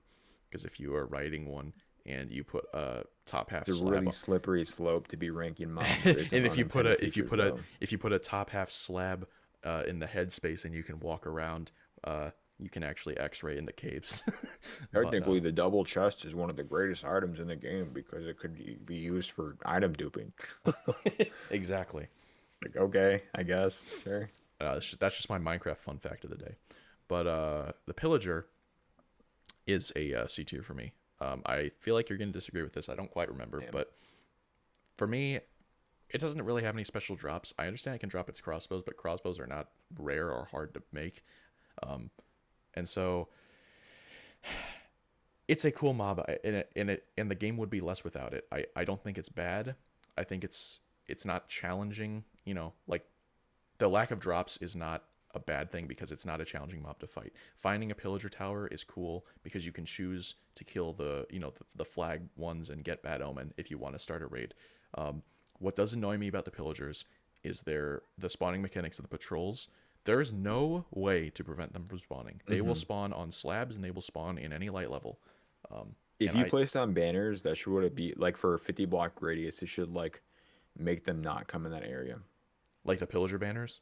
Yep. Yeah, that'd be a really easy to make like mechanic to execute. But yeah, So I'm actually gonna put them in B tier. I don't think they're crazy anything. I'm a little bit indifferent, kind of like that back to that spectrum argument. I'd be a little bit pro them, I guess. I like that they can drop enchanted crossbows, and that is really cool, and that is why I like the skeletons too. So that is all. yeah, fair enough. Goodbye. Um, now a lot of people are gonna think I'm insane for putting the polar bear above the pillager, but the polar bear is a B tier mob for me. Um, Smooth brain again, hours. dude, Smooth let brain me let me hours. explain. Hey, if I'm putting the panda in A tier, polar bear has to be B tier. Not that doesn't actually make any sense, but the polar bear like it doesn't do anything. I understand that, but first of all, there's a baby variant of the mob. That's immediately cool. Um, Okay. and the tundra would genuinely be more boring without them. Like the tundra is made better by the existence of polar bears. Same with frozen oceans.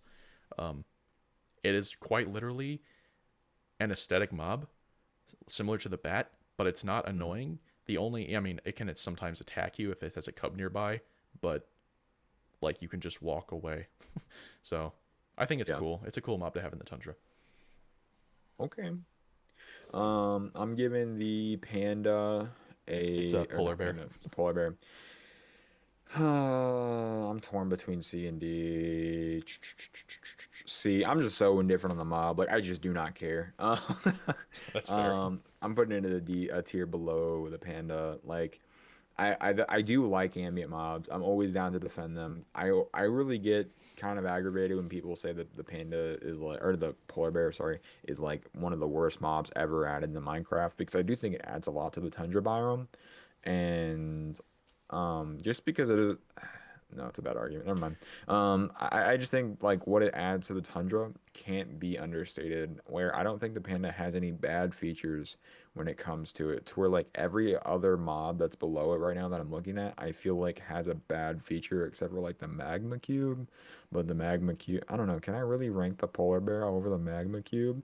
I don't think I can. Yes, you So can the absolutely. no, polar bear is going to D. Um, polar bear is now a D tier mob. Yeah, I'm I'm so actually indifferent. I'm actually gonna have to put it in C. I don't know why I put it in B originally, to be honest, but yeah, basically the same Yeah, reasons. But my reasons did not add up to it being in a B.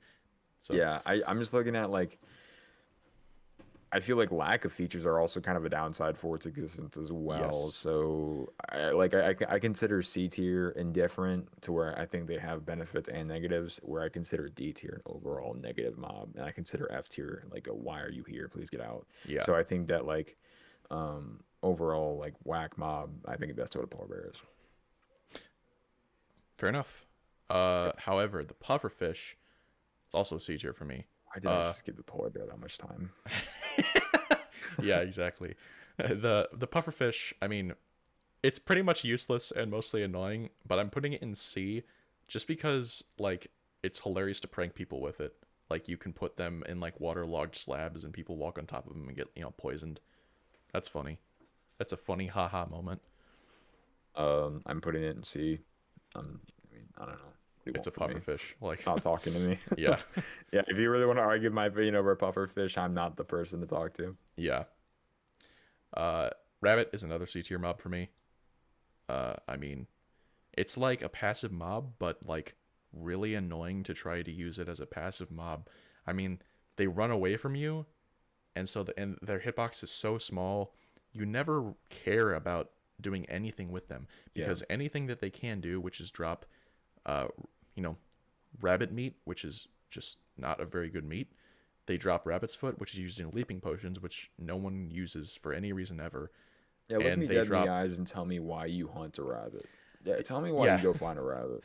Now, I will tell you that in 1.18, and the reason that they're in C tier and not D for me is because they drop rabbit leather, which prior to 1.18 has been just a worse version of leather, but now it's used to make bundles, and I think that is something because bundles in my eyes are going to be at least somewhat useful.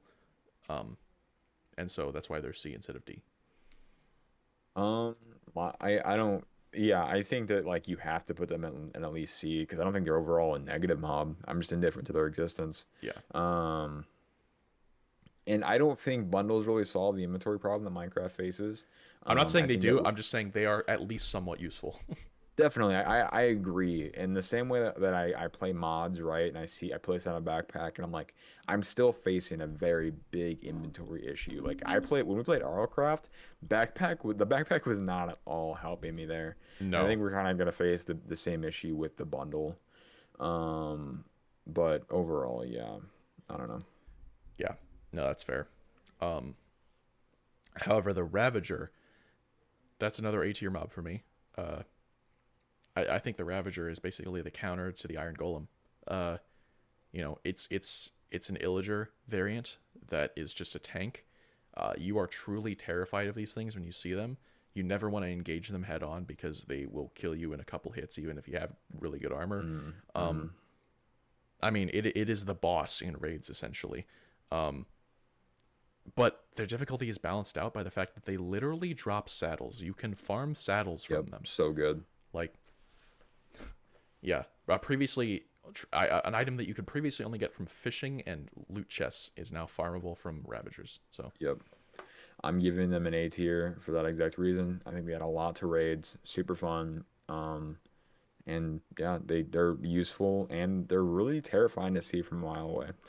And yeah, so the Ravager was a good pick. I like it. Next mob. yeah, the salmon for me, I'm pretty sure we disagree about this, but I think the salmon is an A tier. um, What is this trash, bro? What are your garbage opinions? okay, okay. So the salmon, right?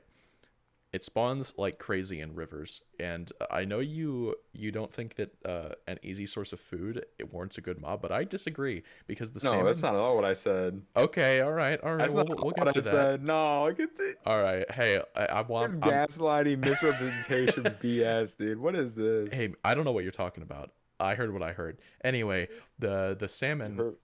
it spawns like crazy in rivers. It's such an easy source of food. Like you literally can just take a wooden sword and instantly kill like 5 of them, and you have a bunch of food.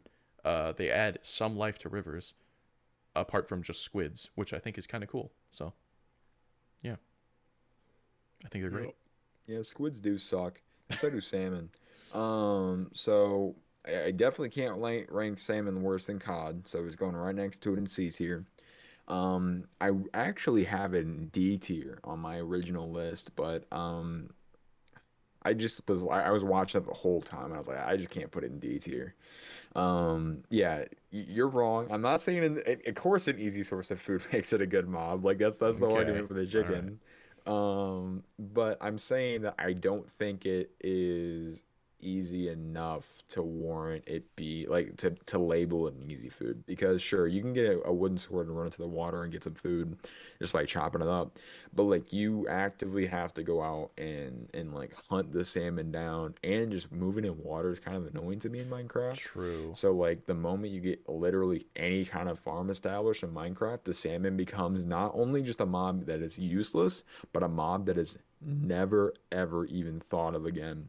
I disagree. And why? You need fish for taming cats, And use and a this is the fishing easiest rod. way to get it. No, No. you can get fish way quicker by killing salmon than you can using a fishing rod. Yeah, you're right. I don't know. Sure, fine. They have one use. All right, fine. Fine. It gets its C tier. Sure. All right, fair enough.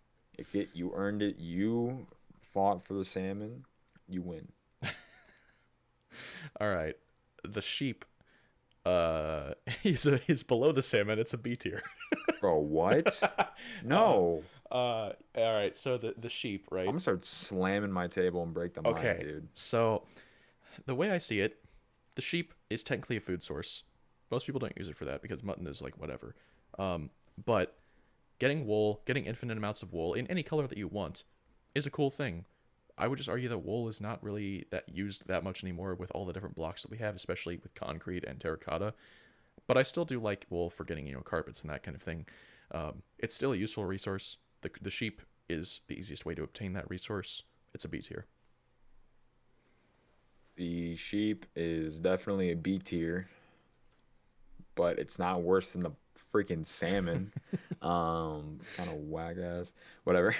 Um, so like the sheep, I think that it is a really good mob in the sense that I don't think that wool ever really becomes useless Yeah, or useful. I don't think it ever like you make it's a a bed building with it block. and Yeah, well, yeah, like it's just it's more of an aesthetic building block than it is anything else. exactly. Especially with carpet. Like you don't need carpet, you really don't. You do for some Um, farms.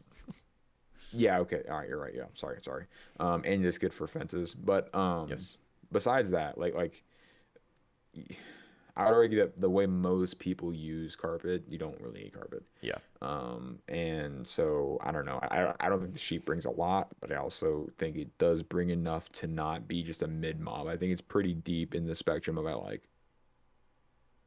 I don't think it ever becomes useless either because of how much wool you really need to decorate a massive building. Yeah. I agree. And you can dye it. And you can dye it. That's so nice. Yeah. Yeah. No. That mechanic is really really useful. So, Yep. all right. The shulker is my next S tier mob.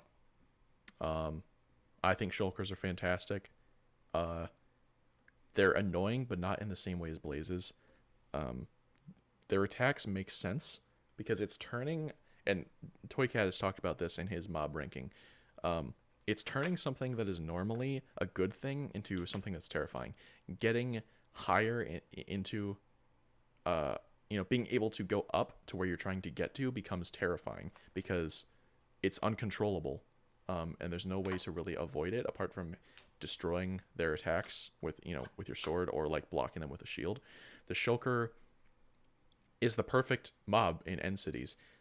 They have some really interesting mechanics, such as they take up the mob cap, but they never despawn, which you know allows you to make stuff like mob switches, which is crazy, insane late game stuff that most people will Hmm. never ever use. But it's still a cool Hmm. mechanic nonetheless. They drop shulker shells that allow you to make shulker boxes, which is probably the single most useful item in the entire game. I start In my crying when I eyes. think about shulker I boxes. know. It really. I cannot think of a more useful resource. So What a great answer to the backpack thing. Yeah, And exactly. shulker boxes are kind of why I'm sitting there like, why are bundles even like I don't care. Yeah, fair enough. I just don't care. So I'm gonna put shulkers in A tier. I really like the mob. I find them really annoying when it comes to fighting them, and I think that's kind of intended, but it's not a bad annoying. It's just an aggravating annoying. Yeah. I don't know. It's hard to explain. I don't think it's about annoying. I don't dread fighting shulkers, but I don't also love it. But like what they do for the game is insane, and they are just a really cool mob. Like I think they're just I don't know, they're just different. They hide in a little box, and the fact that they solved the backpack problem again, I do not think a mob adding useful or having useful items associated with it makes it a good mob, but I do like that they solved the backpack problem. Yes. Completely agree. Let me just make sure I didn't have anything else to say about it. Uh, Not You have really. notes. All right. Yeah, I have full out notes for every mob, dude. I just have like my like half baked like list that I made and I'm trying to remember my arguments for I them. have like an 80 line like document. Oh my God. Yeah, or however many mobs there are here. Um, anyway, next is the silverfish. God, this is the next F tier. This thing just is just complete garbage. I mean, it's completely pointless beyond like annoyingness. Like there is no reason for the silverfish to exist. They don't add anything to the game, and they solely exist to be annoying. You only find them in mountains and Hmm. strongholds, inside of blocks, and from spawners in the end portal room. Um, they don't drop anything except XP. They don't even make sense where they're at. There's just no Yeah. reason. So what's really weird is you look at when shulkers or not shulkers, sorry, silverfish were added, right? You Yeah, look at the mobs they're added around, and the silverfish came at a time in Minecraft where most mobs that were added to serve not a specific purpose, but had a specific design idea in place. And I just don't see how the silverfish made the cut. I don't. yeah, And they're one of the most animated mobs of the time. They're actually one of the first like fully like weird animated Minecraft mobs ever. So a lot of work was put into this mob for like absolutely no reason whatsoever. Um, Maybe it's a notch idea that was never fully implemented because of the shift. I'm not sure.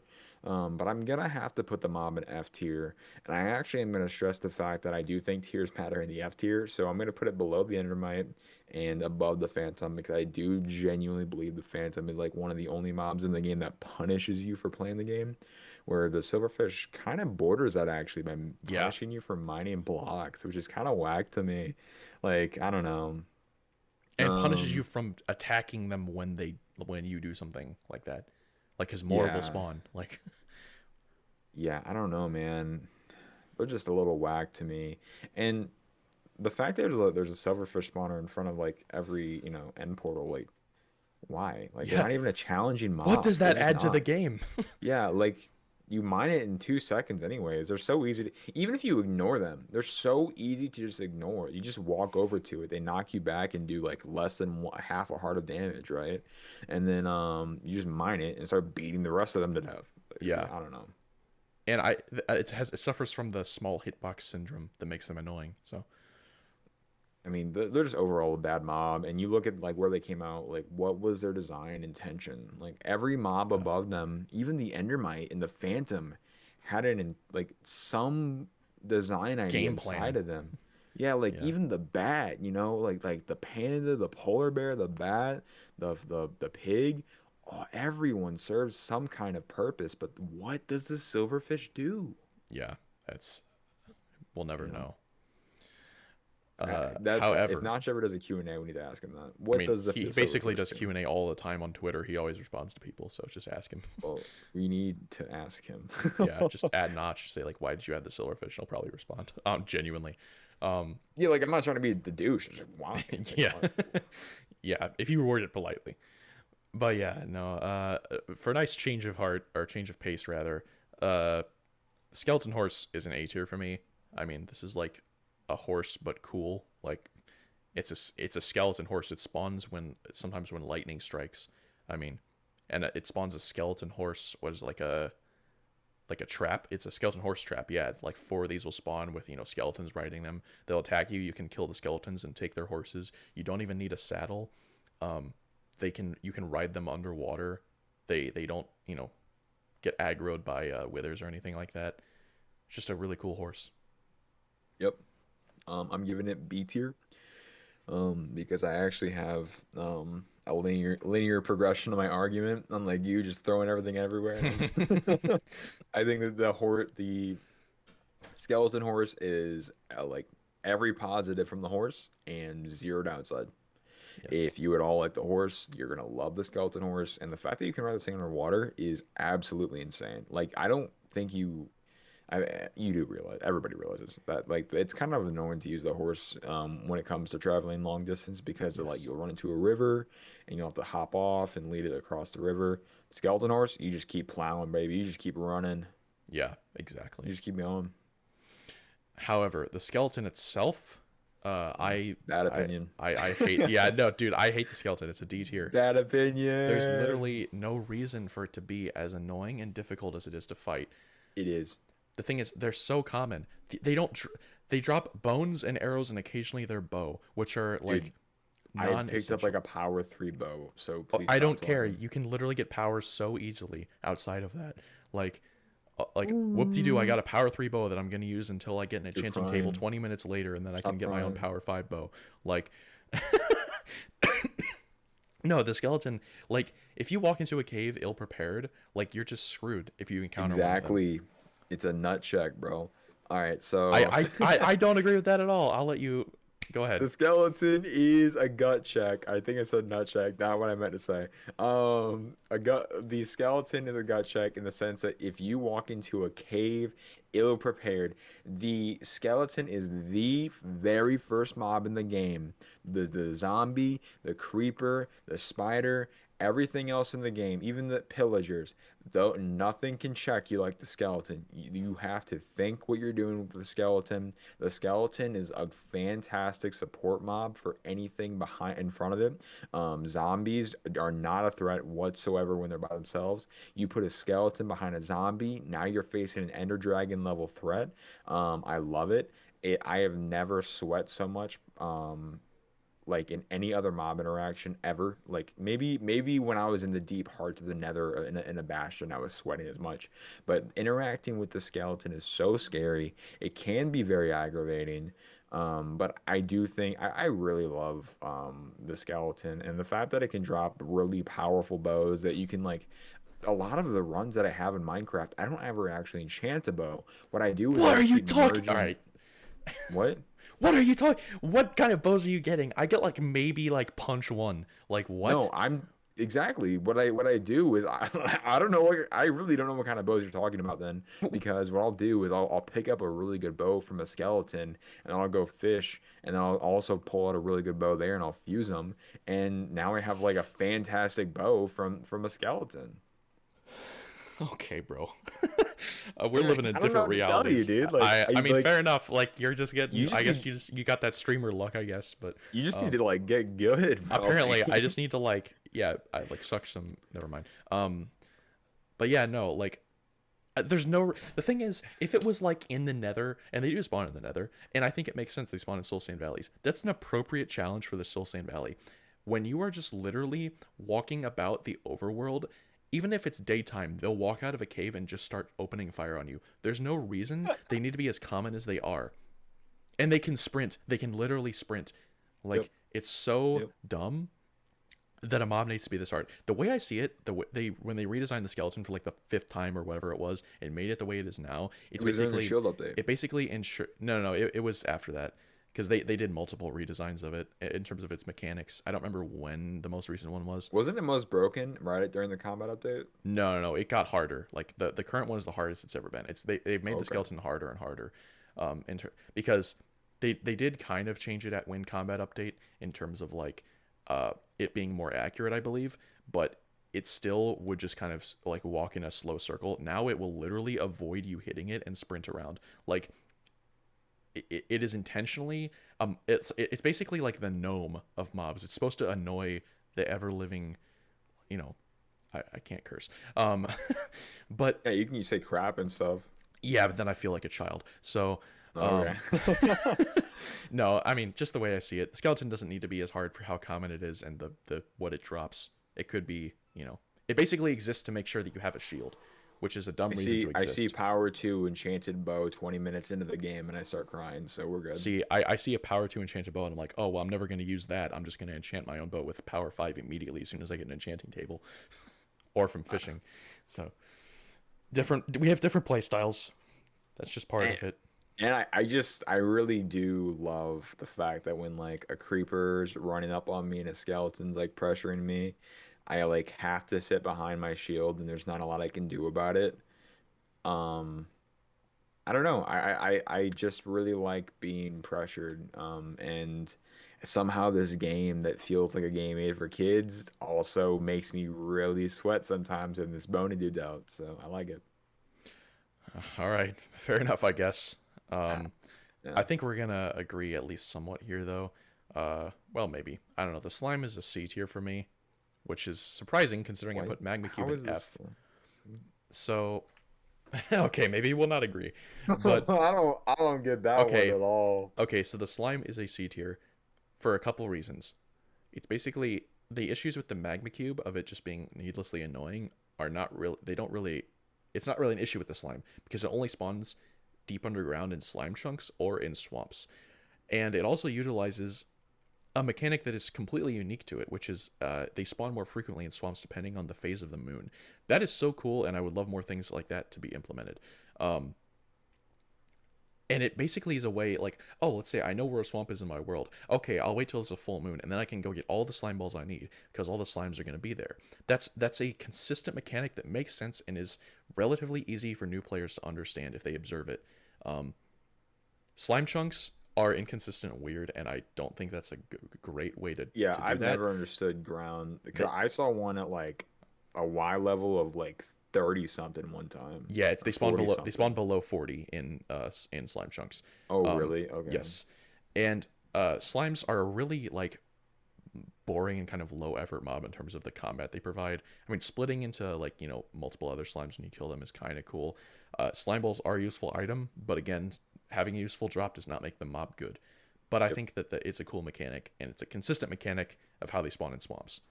Yep. Yep. So I'm gonna put it right next to the magma cube, in D tier, but above it, I just think that I don't know, like slime blocks are cool. I like slime blocks, but I don't Sticky know. pistons.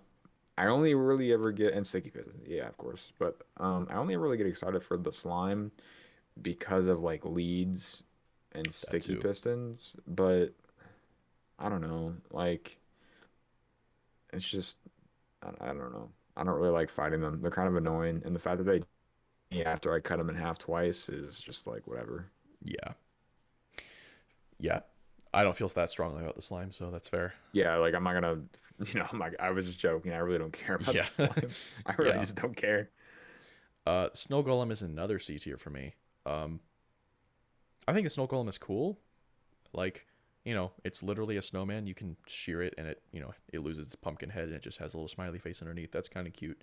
It throws snowballs at hostile mobs. You can get infinite snow from it, but I mean, to be honest, when are you ever going to use that? Um, Snow Golem's cool.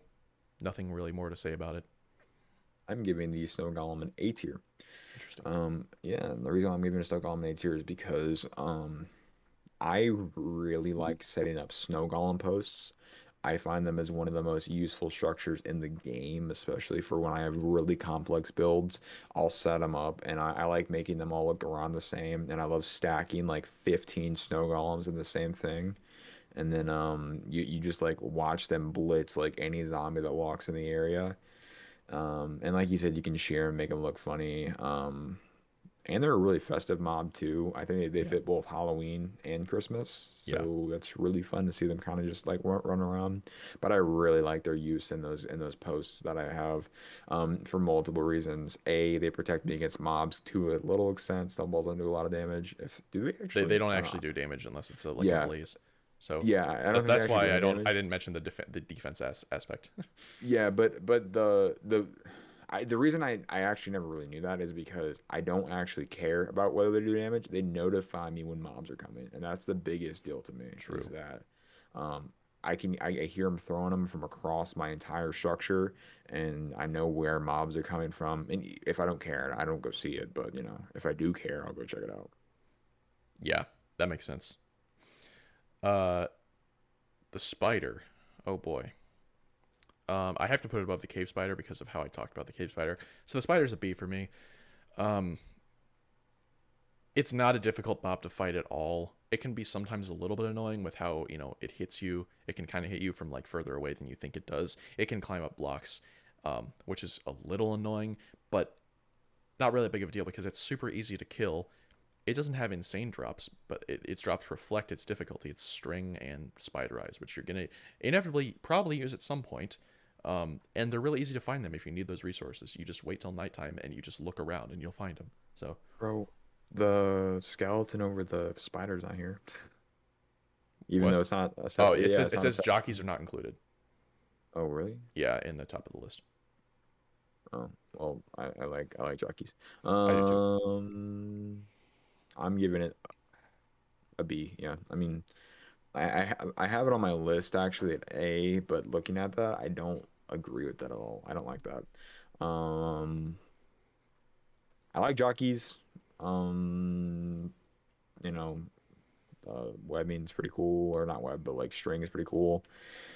That's about it. I don't know. I found them kind of annoying. What I really don't like about them actually, is their inconsistency when it comes to when you can and cannot expect them to be neutral to you. Because I sometimes agree. it's daytime and the game doesn't recognize that it's daytime or something, and the spider attacks me.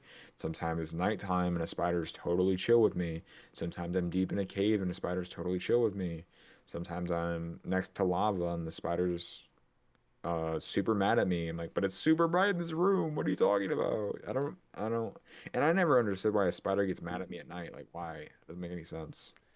It's an interesting mechanic. Like I like that mechanic. It's just so inconsistent. So, It is, yeah. And they need to change that to where if mobs spawn, then it's hostile in the new light update. oh, okay, yeah. Yep. Yep. Yeah, that's fair. If there's any Um, light level at all, it's not hostile.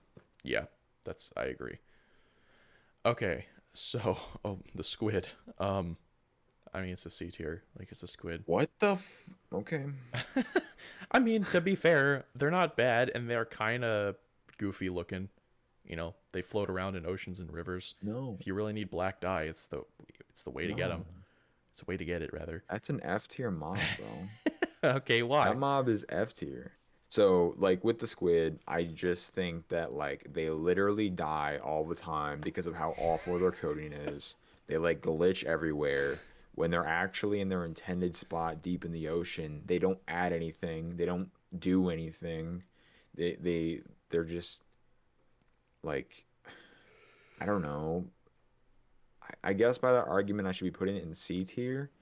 But I would also argue the fact that they literally kill themselves commonly is like just It's a it's a great glitch. feature. It's hilarious. It's not great. It throws you out of the game. It's like, how did he even get up there? What is he doing? Dude, I love just fishing in a river and seeing a squid like suffocating to death. I'm like, "Oh my god, you idiot." Yeah, like I don't understand. It's so Uh, whack to me, there man. there's it's one of the most charming aspects of Minecraft to me is just seeing a squid like swim out of a river and kill itself. Like that just screams Minecraft to me and I wouldn't give that up. Awful mob. I hate them. Please remove. Jesus, all right. Yeah, like all these other mobs, like you can keep them, but please remove Phantom the squid. fine, squid gone. Um but yeah, no. The stray for me is basically just a not a better version of the husk, but a better version of the concept of the husk. Um, it's the other biome themed mob, and it's much more well executed.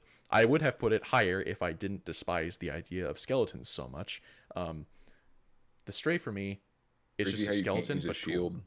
What's that? It's crazy how you can't use a shield, bro. Yeah, it's crazy how the game forces you to use a shield early game because of one single mob that exists solely to make you use a shield. Anyway, enough about the skeleton. The stray is a cool mob. It makes sense for the tundra. They only spawn in tundras, so you only encounter them there. You only have to encounter them if you go there. What am I trying to say? You can choose to encounter them if you go there. They drop arrows of slowness, which is kind of a weird, rare item that you're not going to use that much, but it's still kind of novel. And it makes sense. They inflict you with slowness because you're in a cold, snowy biome. They're a frozen skeleton, like a ghostly skeleton, and they're now farmable because of powder snow, and you can convert skeletons into them, which is cool. That's something that you cannot do with zombies and husks. I mean, you can do it with zombies and drowned, but yeah. So it's kind of a cool concept for a mob. Not great I'm though. putting the mob in A tier. I actually like them just as much as I like skeletons, but I don't think they're as my main issue with them is they're not nearly as common. I do wish they were in like all snow biomes, not just tundras. I agree. Um, yeah, and I think that they drop the fact that you can farm to an extent arrows of slowness is actually insane to me because I think that that is a really good arrow. To shoot a creeper with that, to shoot a zombie with that, to shoot a baby zombie with that is just Oh, so game changing. Yeah, it's a really useful arrow, man. Like you're right, if you only have one or two, it's not. But if you're actually firing those off rapidly, like it's super awesome. that's fair. I just don't use tipped arrows that much because they don't stack with power, but Hmm. that's under in those situations like that where you're just trying to slow them down. That's actually pretty interesting. Yeah, So and you know, if you use a crossbow with piercing, then you can retrieve the arrow and you don't need more. So yep. Yeah, it's really good. I think they had a lot, and I think they look awesome. I agree there with the looks. Yeah. Now the Strider, this is the next S tier mob for me. I love Striders. Yeah, I mean, I'm gonna Okay. just go out there with you. Is I think you're about to hit every point, so I'm gonna say it too. I'm Yeah, giving the Strider an S tier mob as well. You can't argue. There's like they fixed the one massive issue with the Nether. exactly. It is the easiest way to move around in the Nether. You can literally walk across lava using a Yep. Strider. I mean, it's so easy to understand, so easy to use. They're adorable, but also kind of creepy, which is appropriate for the Nether. Um, you can breed them, you can And make it's them so come nice to towards you, have a you can mob actually that's just control in them. no way at all detrimental to you. Yeah, it exists. Like you will never if you don't want them, you don't have to do anything with them and you'll never even like encounter them. You can choose to go find one if you want to travel across some Hmm. lava. You can also bring them to the overworld and keep them as a pet. Like it's so cool. There's nothing to not like about the Strider. So, Such a good mob. I love them. I love them. I love them. I love them. yeah. Now the tropical fish. Oh, sorry. Trader llama's Yeah, next. don't Okay. skip the boy. Don't Okay. skip him. Well, I'm sorry, Blake, but the Trader llama's an F. What? They're Oh my, so I'm going to useless. Oh, shake the foundation of your very existence, you smooth brain, bro. dude, okay, hear me out here. The Trader Llama is basically a llama, which is not that great of a mob, except it's loyal to the trader. So when you inevitably kill the wandering trader because it's just annoying and it gets in your way and it destroys your crops, the llamas will start attacking you, which is just more annoying. Then you feel bad because you have to kill llamas. They don't actually do I don't anything. feel bad. I murdered them. I Okay, I've learned murdered to not them. feel bad because I they've ripped annoyed me them a so new many one. times. They don't have a reason to exist. Why does the wandering trader exist and why does it have to have llamas? The only Okay, advantage to them is you get free so leads out of them. the Wandering Traders Llamas is an A tier mob. Um, okay, so the reason why the Wandering Traders Llamas is an A tier mob is because they drop leads. Okay, Um, okay, Yep. okay. So when a watering trader spawns outside my house, I run outside and start chopping up his llamas as quickly as possible because the leads that the wandering trader has in his hands are dropped on their death. and I find it actually pretty challenging to find leads early game. Every now and then I find a slime pretty luckily, but like, are you really gonna go out of your way to grind, like open like a big cave and like mine it out just so you can find some slimes? Most likely not. And the swamp biome isn't rare by any means, but it's not common either. Yeah. And are you really gonna wait for the full moon to go see a slime? You know, it's You just don't so have to wait for easy. full moon, but yeah. Exactly, but like that's one of the most common, right? Yes. I've walked into slimes on pretty close to a full, or it's not slime, but swamps on pretty close to full moon, and there still weren't any slimes. Yeah. So I really like the Wandering Trader's Llama, because I just think guaranteed leads is so fun and it's are great, and it's not even that rare of an item. I don't understand why it's so hard to get these stupid item. Yeah. Well, the thing is, like, I understand that you get free leads from them, and I don't discount that, but I never use leads. I have, like, there have been, I can probably count on two hands the amount of times I've had to use a lead. Like, I just never Wow, use them that's for anything. crazy. Well, you're wrong, but Yeah, you know, okay, well, whatever. all right, moving on. Um, That's probably the most divisive one we've had so, well, not divisive, but the furthest apart that we've ranked any mob so far. Yeah, over the dumbest freaking mob in the game. Well, no, I don't know. Squid's pretty freaking stupid. Yeah. The tropical fish is a B tier for me. Um, I actually, I actually still agree with that. Yeah, because they literally have no use beyond looking pretty. But the fact that there are like literally, like I'm not exaggerating, hundreds of different variants of them is so cool to me because you will almost Mm-hmm. never Mm-hmm. like in the same ocean see the same two like tropical fish in like in a group Yep. or like in different groups. Yep. Like they add so much life to the oceans. That is the definition of adding life to the oceans. Like they Yep. go perfectly with coral reefs. It is beautiful. I love it. I love it. I love it too. C tier for me, but not because I hate them at all. I just am indifferent. Yeah, that's fair. Now the turtle is actually a C tier for me. I think turtles are a cool mob, and I think they're really cute, and I love having them as pets. But anything that you ever want to do with turtles is so tedious and annoying to do. It's a cool mob to find occasionally, right? And when you do find it, you're like, oh, that's a turtle. What can I do with them again? And you're like, oh, I have to breed them with seagrass, which is like whatever. It's not that hard to get. You just need shears. And it's like, okay, I bred them. Okay, they've laid eggs. Okay, now I have to protect these eggs from zombies and drowned, and then I have to wait for them to hatch so that when the turtles finally start to grow up, they'll drop a single scute, and then after I get 5 of those scutes, I can make a turtle helmet, which gives me 10 seconds of water breathing when I go underwater. It's like and as someone who has actually used that mechanic before as like a joke, there's no reason to ever do it. Like the breeding mechanics are just too strange for anything that it Don't you does get to be one skeet useful. if you kill them? No, you don't get Oh, anything for killing him. yeah, maybe they are a C tier mob. Yeah, no, Yeah, maybe you they can are a only C get tier it from mob. breeding them and waiting for the babies to grow up. I'm actually gonna give them a B tier mob. I just think that like mobs that have maybe don't have a fantastic purpose in the game, but A look really cool and B do have a decent purpose in the game should go in the B tier for me. And I just really do appreciate the turtle. And even if it doesn't add any, like let's say you remove the whole somewhat taming thing, like I really do think that turtles just kind of vibing in the ocean is really cool. I like turtles. I mean, fair enough, I guess. Um, Now the Vex. Oh boy, I know I put the Evoker in A, but the Vex is a D for me. I hate Vexes. Yep, yep, yep, yep, yep, They're yep, yep. so annoying, especially when there's swarms of them, like I was saying with the Evoker. Um, the fact that they can literally have enchanted iron swords. I've had Vexes that have like fire aspect swords before, and it's really dumb because they can just clip through blocks, and their hitboxes are so small. I understand it's supposed to be part of the challenge of Evokers, but these things only exist to make killing Evokers harder, and I don't think that makes a good mob. The mobs on their own don't provide anything apart from that, and they Hmm. basically just break the rules of Minecraft in terms of like you can't just hide inside somewhere to be safe from them.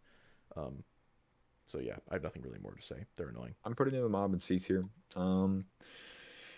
I really think these guys are kind of a parallel with the Blazes that we just talked about like 5 hours Yes. ago. The Blazes I have a lot of problems with, not necessarily because I think the Blaze is a badly designed mob, just because there are a few oversights that I think make the mob more challenging than intended. And it's not so challenging to where I hate the mob, but it's also not challenging to where I enjoy the mob. I don't, it's Yeah, hard to explain. You could really actually argue for me, making it a B tier mob or a D tier mob. I don't think I really care too much where you put it. So that's why I kind of put it in the C. I agree. However, And what was you gonna say? Sorry.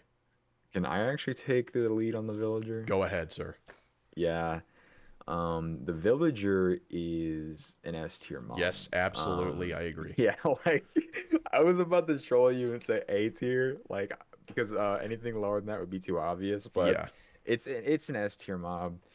I it's mean, hardly a mob. It's like an entire it's game it's mechanic. it's a system. Yeah, Like it's like the Ender Dragon turned up to 11, you know? that's never. Like I've never heard someone describe a villager as the Ender Dragon turned up to 11. But okay. well, that's what I'm saying. Like when I'm arguing that the End Dragon is an event, like the Villager is like a renaissance, you know? Um, and it goes so in depth. You can like, I don't know, man. Like trading with it, you can get like the best enchantments in the game. Yeah, Um, you can guaranteed get for 1 emerald. guaranteed, dude. Yeah, It's an insane. infinite amount of them. Yeah, Yes, and not only that, but you can actually like what other mob can you manipulate their environment to where they are completely in like what you want? Because I have made villages before, right, on my survival world where like I had a complete system of the enchantments that I wanted in the village that I like made myself, and it was a fully working economy and everything, and it was so yeah, beautiful. Such a rewarding mob for like a lot of these like we just commented on the turtle. You put a lot of work into that mob to get something that does not feel rewarding. You put a lot of work into the villager and you will get so much more back. yes. It's amazing. And for the amount of work that you put in initially, if you just make like a villager breeder, which is actually incredibly easy to do, even early game, making villager Hmm. breeders is so easy nowadays. And you just get, like a easy minecart system, uh, like to get your villagers where you want them. Even if you don't go through the whole thing of turning them into zombie villagers and curing them, without that, you can still get any trade you want. You can literally get every enchantment. You can get every piece of diamond armor, every diamond tool, except maybe swords. I don't know if you can get swords from them. And get any enchantments you want. You can You get can iron get swords. you can get iron swords. I don't know about diamond. I don't know about diamond either, but I know you can get diamond tools. Um, and you can literally get like infinite golden carrots, which in my opinion is the best food item. Any item you want, for the most part, you can get them from villagers. Um, yeah, I just it's impossible to like overstate how useful they are, and it doesn't matter where you are in the game. You are going to need villagers. So yeah. Anything else to say about them? Weaponsmith sells diamond swords slash axes, even Okay. enchanted. Okay. Yeah. I Yeah, didn't because I knew toolsmiths could have pickaxes, shovels, hoes, and axes. I didn't we know joke about the toolsmiths. mushroom, but I do think that if you really wanted to push your agenda of A tier, you might be able to form some kind of weird argument. If you But reserve like, S tier specifically for the villager, then anything else will go yes, in A tier. you are Like right. the villager Yes. almost deserves its own tier. Like as much as it gets memed on, like It everyone really needs to use is, yeah. villagers. Like, you want to talk about something the reason we love the mushroom so much is because you can get infinite of like the specific products that it supplies to you, right? Where like the village can give you infinite of almost anything you want in the game. Yes. You could really never have to mine diamonds again if you just get some toolsmiths, weaponsmiths, and armorsmiths. Exactly. Like, yeah, it's fantastic. Especially with the fact that you can also continue getting like infinite emeralds from like farmers because you just make an automated farm for Yep. melons and pumpkins, and you have Yep. infinite emeralds that you need for everything else. So, yeah, fantastic. Um, Anything else to say? Mm, mm, All right. Moving on to the Vindicator. Vindicator's a B tier for me. Uh, it is a challenging mob and it is scary. It shares mm. a lot in common with the Piglin Brute in the sense that it wields an axe, it can sprint, it can disable your shield. Um, they're not obviously as tough as the Piglin Brutes, um, but you always are afraid of these, even especially during raids. Getting stormed by these guys will quickly kill you. They drop emeralds, and especially if you have looting, you can get like something like 5 emeralds from them, which is kind of nice. The drops are kind of worth the challenge, but in general, I mean, it's just emeralds. You can get a lot from villagers, Hmm. like we were saying. Um, it's still a cool and challenging mob though, and it's very appropriate for mansions and raids. So, Yeah, the Vindicator is a really good mob. I'm gonna have to put him in A tier. all right, Super challenging mob, drops really good stuff, and I just love the Woodland Mansion. I'm not gonna lie, I love every single part of it. I really wish they were interesting. more common. Um, Yeah, I agree there. I think that's one thing I really don't like about the Woodland Mansion. I don't think that Minecraft has this really weird like love for like pushing things back and making them like nearly impossible to find.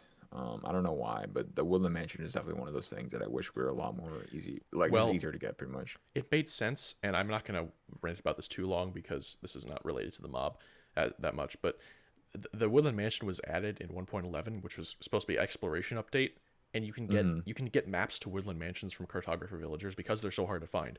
And it's supposed to be a whole exploration thing because the loot in Woodland Mansion is supposed to be fantastic, except that basically everything you can get there you can get from raids now. In 1.11 through 1.13, it made sense that was the only place you could get totems of undying and stuff like Yep. that. Yep. Yep. But Yep. now there's really no purpose in them. But yeah, that's another talk Well, for I another just time. really want more structures in Minecraft in general. I agree. And Woodland Mansion's add a lot to that. Yeah, I wholeheartedly agree. Anyway, the Wandering Trader's a D above its llama, simply because it doesn't attack you like the llama does. It's just really annoying. Their trades are never, ever, ever, ever useful. I've never once seen a useful trade from a Wandering Trader. Um, it's such a missed opportunity as well. They could have done so much with these guys. They could Yeah, have had picture really cool this. trades. What? So, like, picture this. Like, what if the Wandering Trader could literally sell you any item in the game? And I'm not talking any item in the game. I'm talking any item in the game, like Ender Dragon eggs, anything. Yeah, But you have like specific groups of like items. Like you have a 1 in like 2 billion chance of getting an Ender Dragon egg. Like it's not common, obviously. yeah.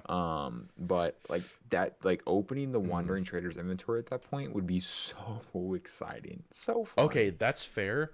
I don't think it should be entirely down to chance in a case like that. It would be cool if they had like a certain like upgrading system similar to villagers, and you could have a chance to get better and better loot the more you like leveled them up.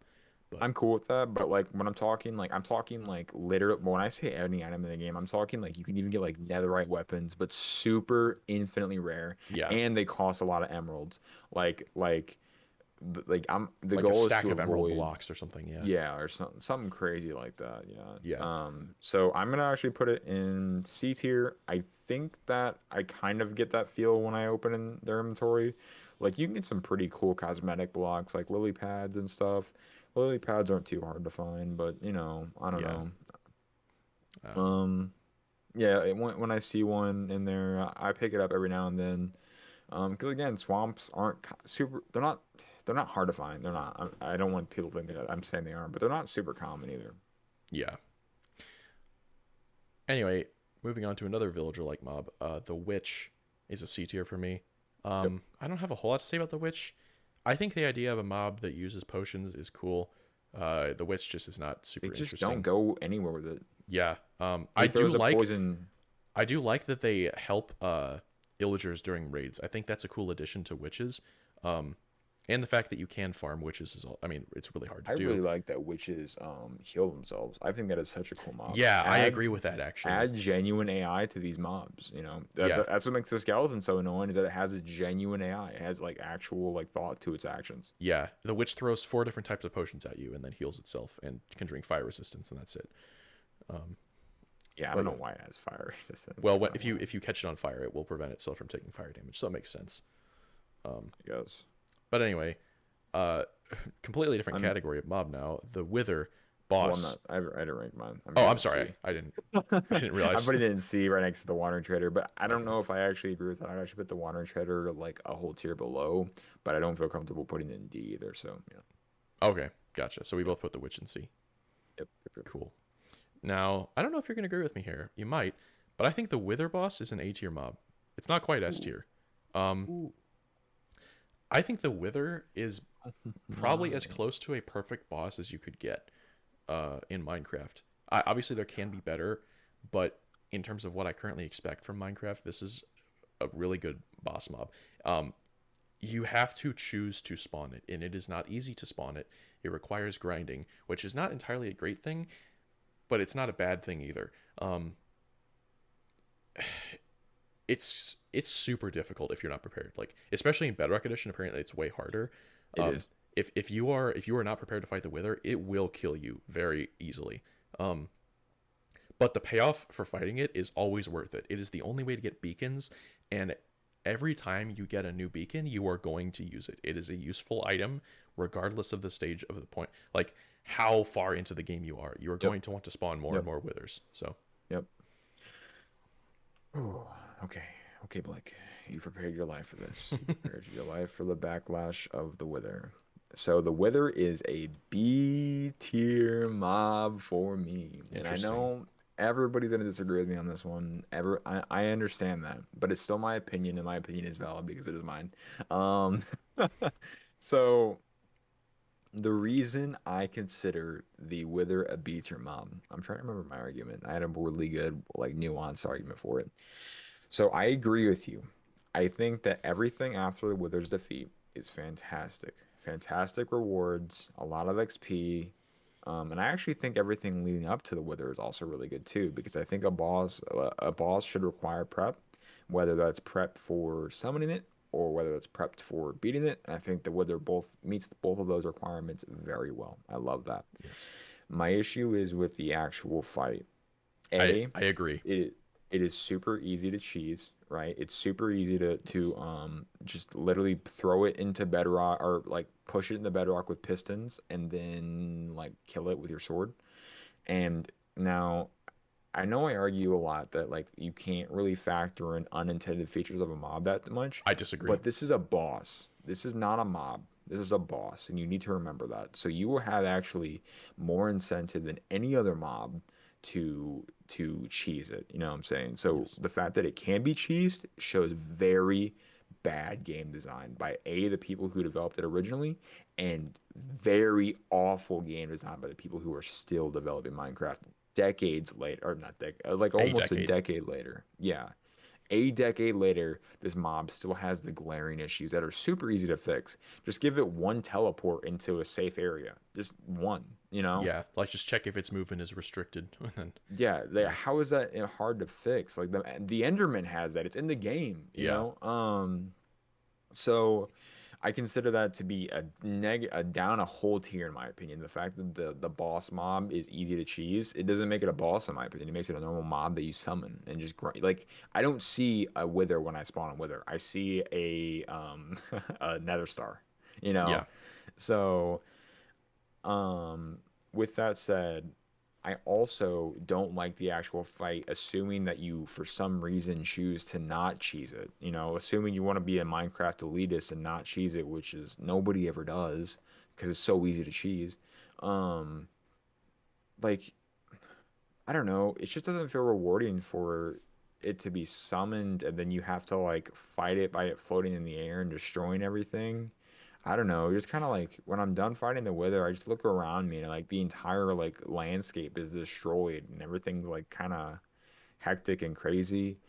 Um, I don't know. I just wish the Wither wasn't so chaotic and it would more so be like aggroed at me, you know? So yeah, and that actually ties in with something else I want to talk about with the Wither, because I agree with you for the most part. Because if it wasn't for those things, it would have been an S for me. It would have been a perfect boss, right? Um, but with the actual Wither fight itself, putting apart cheesing, you went over pretty much everything I had to say about that. The Wither fight has so many great concepts because the Wither has different methods of targeting.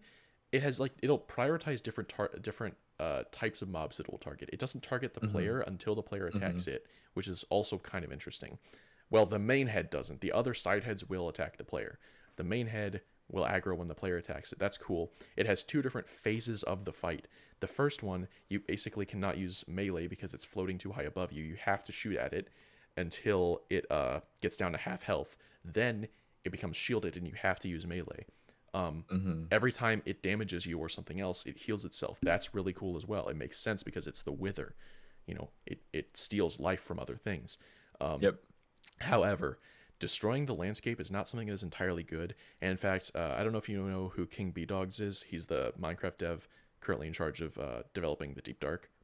Mm-hmm. He was talking about on Twitter the other day how he doesn't want the warden to break blocks because, like, in order to prevent the player from cheesing it, because he feels like that's lazy game design. It's an easy solution, and I feel like, and he says he kind of feels that way about the Wither as well, and I agree. There's they simply the Wither, perhaps it could just pull you towards it, with some sort of like wind. It's a boss. It's the Wither. Surely it has some sort of way to bring you towards it that doesn't involve destroying blocks. You know. Mm-hmm. Um, Yeah, and there's no way to contain the Wither. right. I don't know. Apart from It's Bedrock. just yeah, yeah, exactly. But like what I'm saying is like you summon the and this can be an argument for like why the Withers actually got really good game design is because the Wither is uncontainable force that you have to take down quickly, otherwise you're gonna feel like it's repercussions. But I don't know, like it's just kind of hard to like I don't like how many blocks it destroys. When you're done with the Wither fight, assuming you weren't able to cheese it and assuming that like you don't have full maxed out god tier netherite, which most people don't when they're trying to get the first beacon, right? Um like that fight's gonna last a long time and that mana is going to just just way laced to the landscape that you have it spawned in. So you're gonna have to go out like 4,000 blocks to safely ensure the Wither never touches your base. You know what I'm Yeah. saying? And I don't know. I guess that makes like the preparation for the boss cool, but it just kind of adds up to an overall mid experience for me, where I'd actually much prefer if we actually spawned in like a Wither arena and then we fought the Wither to You've talked like about this before, and I think that's yes. a cool idea. Yeah, but I also would be okay with the Wither staying the same way it is, and we added like more boss mobs that we Yeah. have to have, like temporary portals to get to, and then we spawn in their arenas. That way, we can have an environment that is perfectly crafted for what the Wither brings to the table, and I don't have to worry about my peaceful overworld that is. I'm more worried about skeletons than I am like the Wither blowing everything up. Yeah. Well, and I had mentioned that it was a little harder on Bedrock. I know the Wither has double the health it does on Bedrock, and it also Yep. spawns Wither skeletons during the fight. That would be really cool in Java. I think that's a really cool feature. Um, Yep. and I also should add, this is very minor, and it doesn't actually affect my ranking of it all. But Wither roses are a cool item. It's an interesting way to obtain them. They Hmm. can be farmed in really weird ways, and they allow, first of all, infinite black dye. You don't have to kill squids if you don't want squids to be in the game anymore. um, and you can use them to make wither skeleton farms, which actually get more withers, which actually make more beacons. So yeah. Yep. Now speaking of wither skeletons are a B tier mob for me. Um, I mean, it's the path to spawning the wither, which is not, again, that doesn't make it good, but it makes sense, and the Yep. mechanics of it are good. Having a small chance to get a wither skull and you need three of them to spawn a wither, that's a cool and interesting mechanic. They're predictable. You find them in other fortresses. You can actually manipulate their spawns using, depending on where you go in the fortress or how you spawn proof the fortress. However, the reason that it's not higher on the list is just because, like the Endermen, especially, their mechanics are really annoying, especially with how they hit you and how you can hit them. Sometimes it feels like they can reach further than they should be able to. Um, but I think that they bring more purpose to fortresses is a good thing as well. So I agree. I agree. I can't put them any higher than the Wither, and I don't think they're any worse than B. They're not that crazy of a threat, but they will mess you up if you're not paying attention. yeah, They're paths to the Wither. I like that they're a skeleton using a sword. I always thought that was kind of cool, and the way they blend into the Nether Fortress is yeah, kind of terrifying. it is. Sometimes they won't be moving, and then like you'll be walking towards a corridor, and like they'll just turn around and start running at you, and that's a really cool thing. I think like if you look at their design, I think they're purposely meant to kind of blend in with the Nether Fortress, and I really appreciate that. Yeah, I agree. That seems like an intentional feature to me, and it's a cool Yep. one. Now this one's gonna upset a lot of people, and I'm really sorry, but the wolf is a D tier mob. Whoa, that's Yeah, bad. yeah, That's bad. yeah. So, and I'll explain why. Um, Wolves are almost entirely useless they attack mobs, which is cool until it becomes annoying and you don't want them to attack mobs, and you're punching your friend as a joke, then suddenly all of your 20 wolves teleport and start trying to kill them. Um, Teleport, Enderman. y- They have Ender pearls in their mouth. I mean, the wolves literally teleport to you. No, I know. I'm not Yeah, playing okay, okay. games. I'm Oh, just okay, gotcha. picturing. Like I know what you're talking about. Yeah, like they're more annoying than useful a lot of the time. I would argue there's very few situations where you actually want to use them as a weapon. Um, and like cats have 11 different variants, man. Why can't we just have like a few different breeds of dogs? That might make me like them a little bit more. Yep. Okay. So I mean, yeah, I don't actually really think that I love wolves, right? But if you really want to be objective with them, what do they actually bring to the team? And let's be real. You can argue all day that they actually help you a lot when it comes to combat, which I think they do, and the fact that they chase skeletons away is very nice. But how many times, look me dead in the eyes and tell me how many times have you hit your dog with a diamond sword and freaked out thinking you killed your dog? Yeah, You know, your defense option, you're terrified you're gonna kill your defense option, and that is just not good in my opinion. So I'm gonna have to put the mob in C, purely because of that. I think that with a few adjustments, you could easily make it a B or an A tier mob, no problemo whatsoever. I do think D is really low because I feel like I'm pessimistic on the wolf, and D is I'm putting slimes in D, bro. You know, I I really put slimes don't. in C, so Yeah, I don't know about that one, guys. uh, I'm a cat But person. either way, I really do like dogs, and I like that they chase away skeletons, but I don't consider them like more useful than pigs when it comes to my end game Minecraft playthrough. I agree for yeah, pretty Yeah. much all across the board. So, um, moving into probably the strangest mob on this list, the Zoglin. Um, I I wasn't think I've sure that never you even were gonna know seen what these this guys. was, by the way, because Yeah, these don't occur naturally. They do. You can get them yeah. in survival mode. It's basically when you get a Hoglin into the overworld, it converts to a Zoglin. Um, I'm putting it in C tier. Like it's really weird. It's not a We know bad why he mob. does that. That's really interesting. It's an interesting mechanic if the Zoglin actually really did anything. So the only difference between a Zoglin and a Hoglin is that the Zoglin does not drop pork chops. It drops like rotten flesh, I think. Because Yeah, it's why similar. is it rotting? Why is What's that? that? Why is it rotting? That has a lot of questions in my Well, head. the thing Like, is, if you bring a piglin into the overworld, it turns into a zombified piglin, um, as well. So that's just like a mechanic with that. It is a really cool like lore question. Why does that happen? Why can something from the Nether not survive in the overworld? It zombifies. Um, and the Zoglin also has a really weird mechanic where like it will literally attack any mob except other Zoglins. Like it will aggro to anything and it start attacking it. yeah, that's Like it's really extremely cool. aggressive.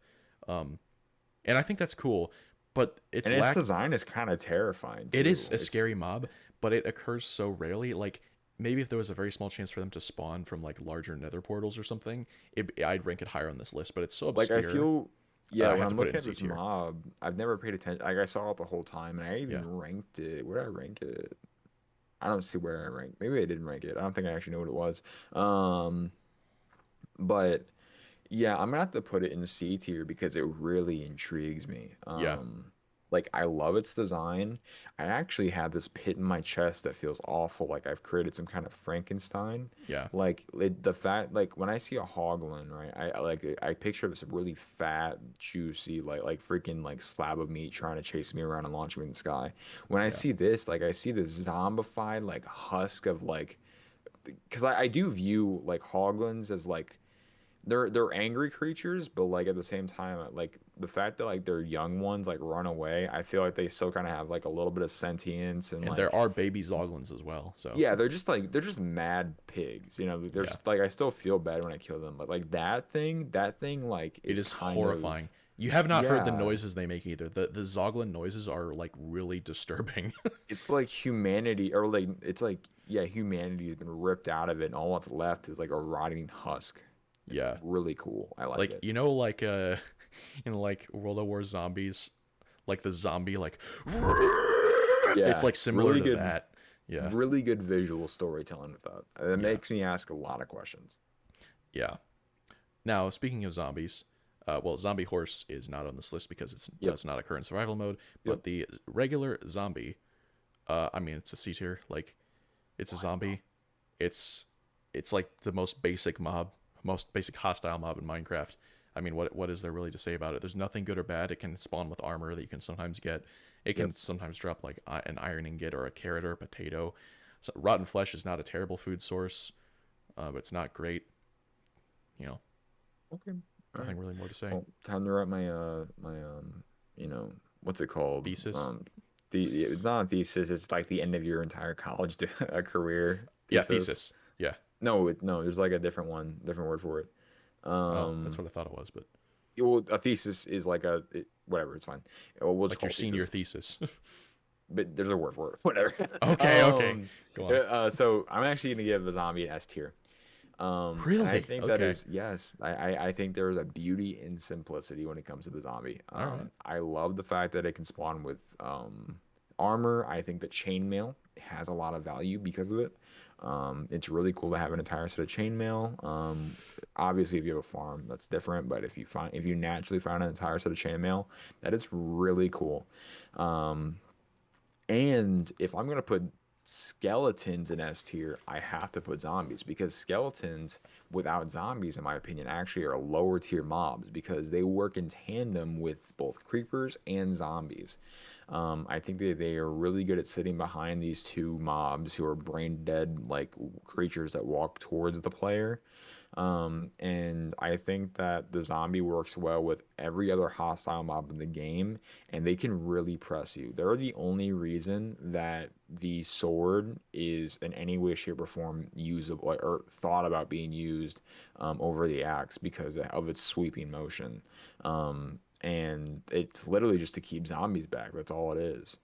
And farm chickens, and your massive chicken farm.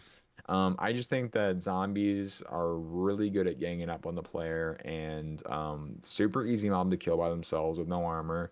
But with armor, and if you allow them to gang up on you, you're in for a really tough time, and it's on you when they kill you. I don't think I've ever been killed by a zombie and like started like thinking to myself like with a skeleton or a creeper or any other mob in the game where I'm like that was an unfair interaction where zombies are fair and square, man. I have never been killed by a zombie and thought that was unfair.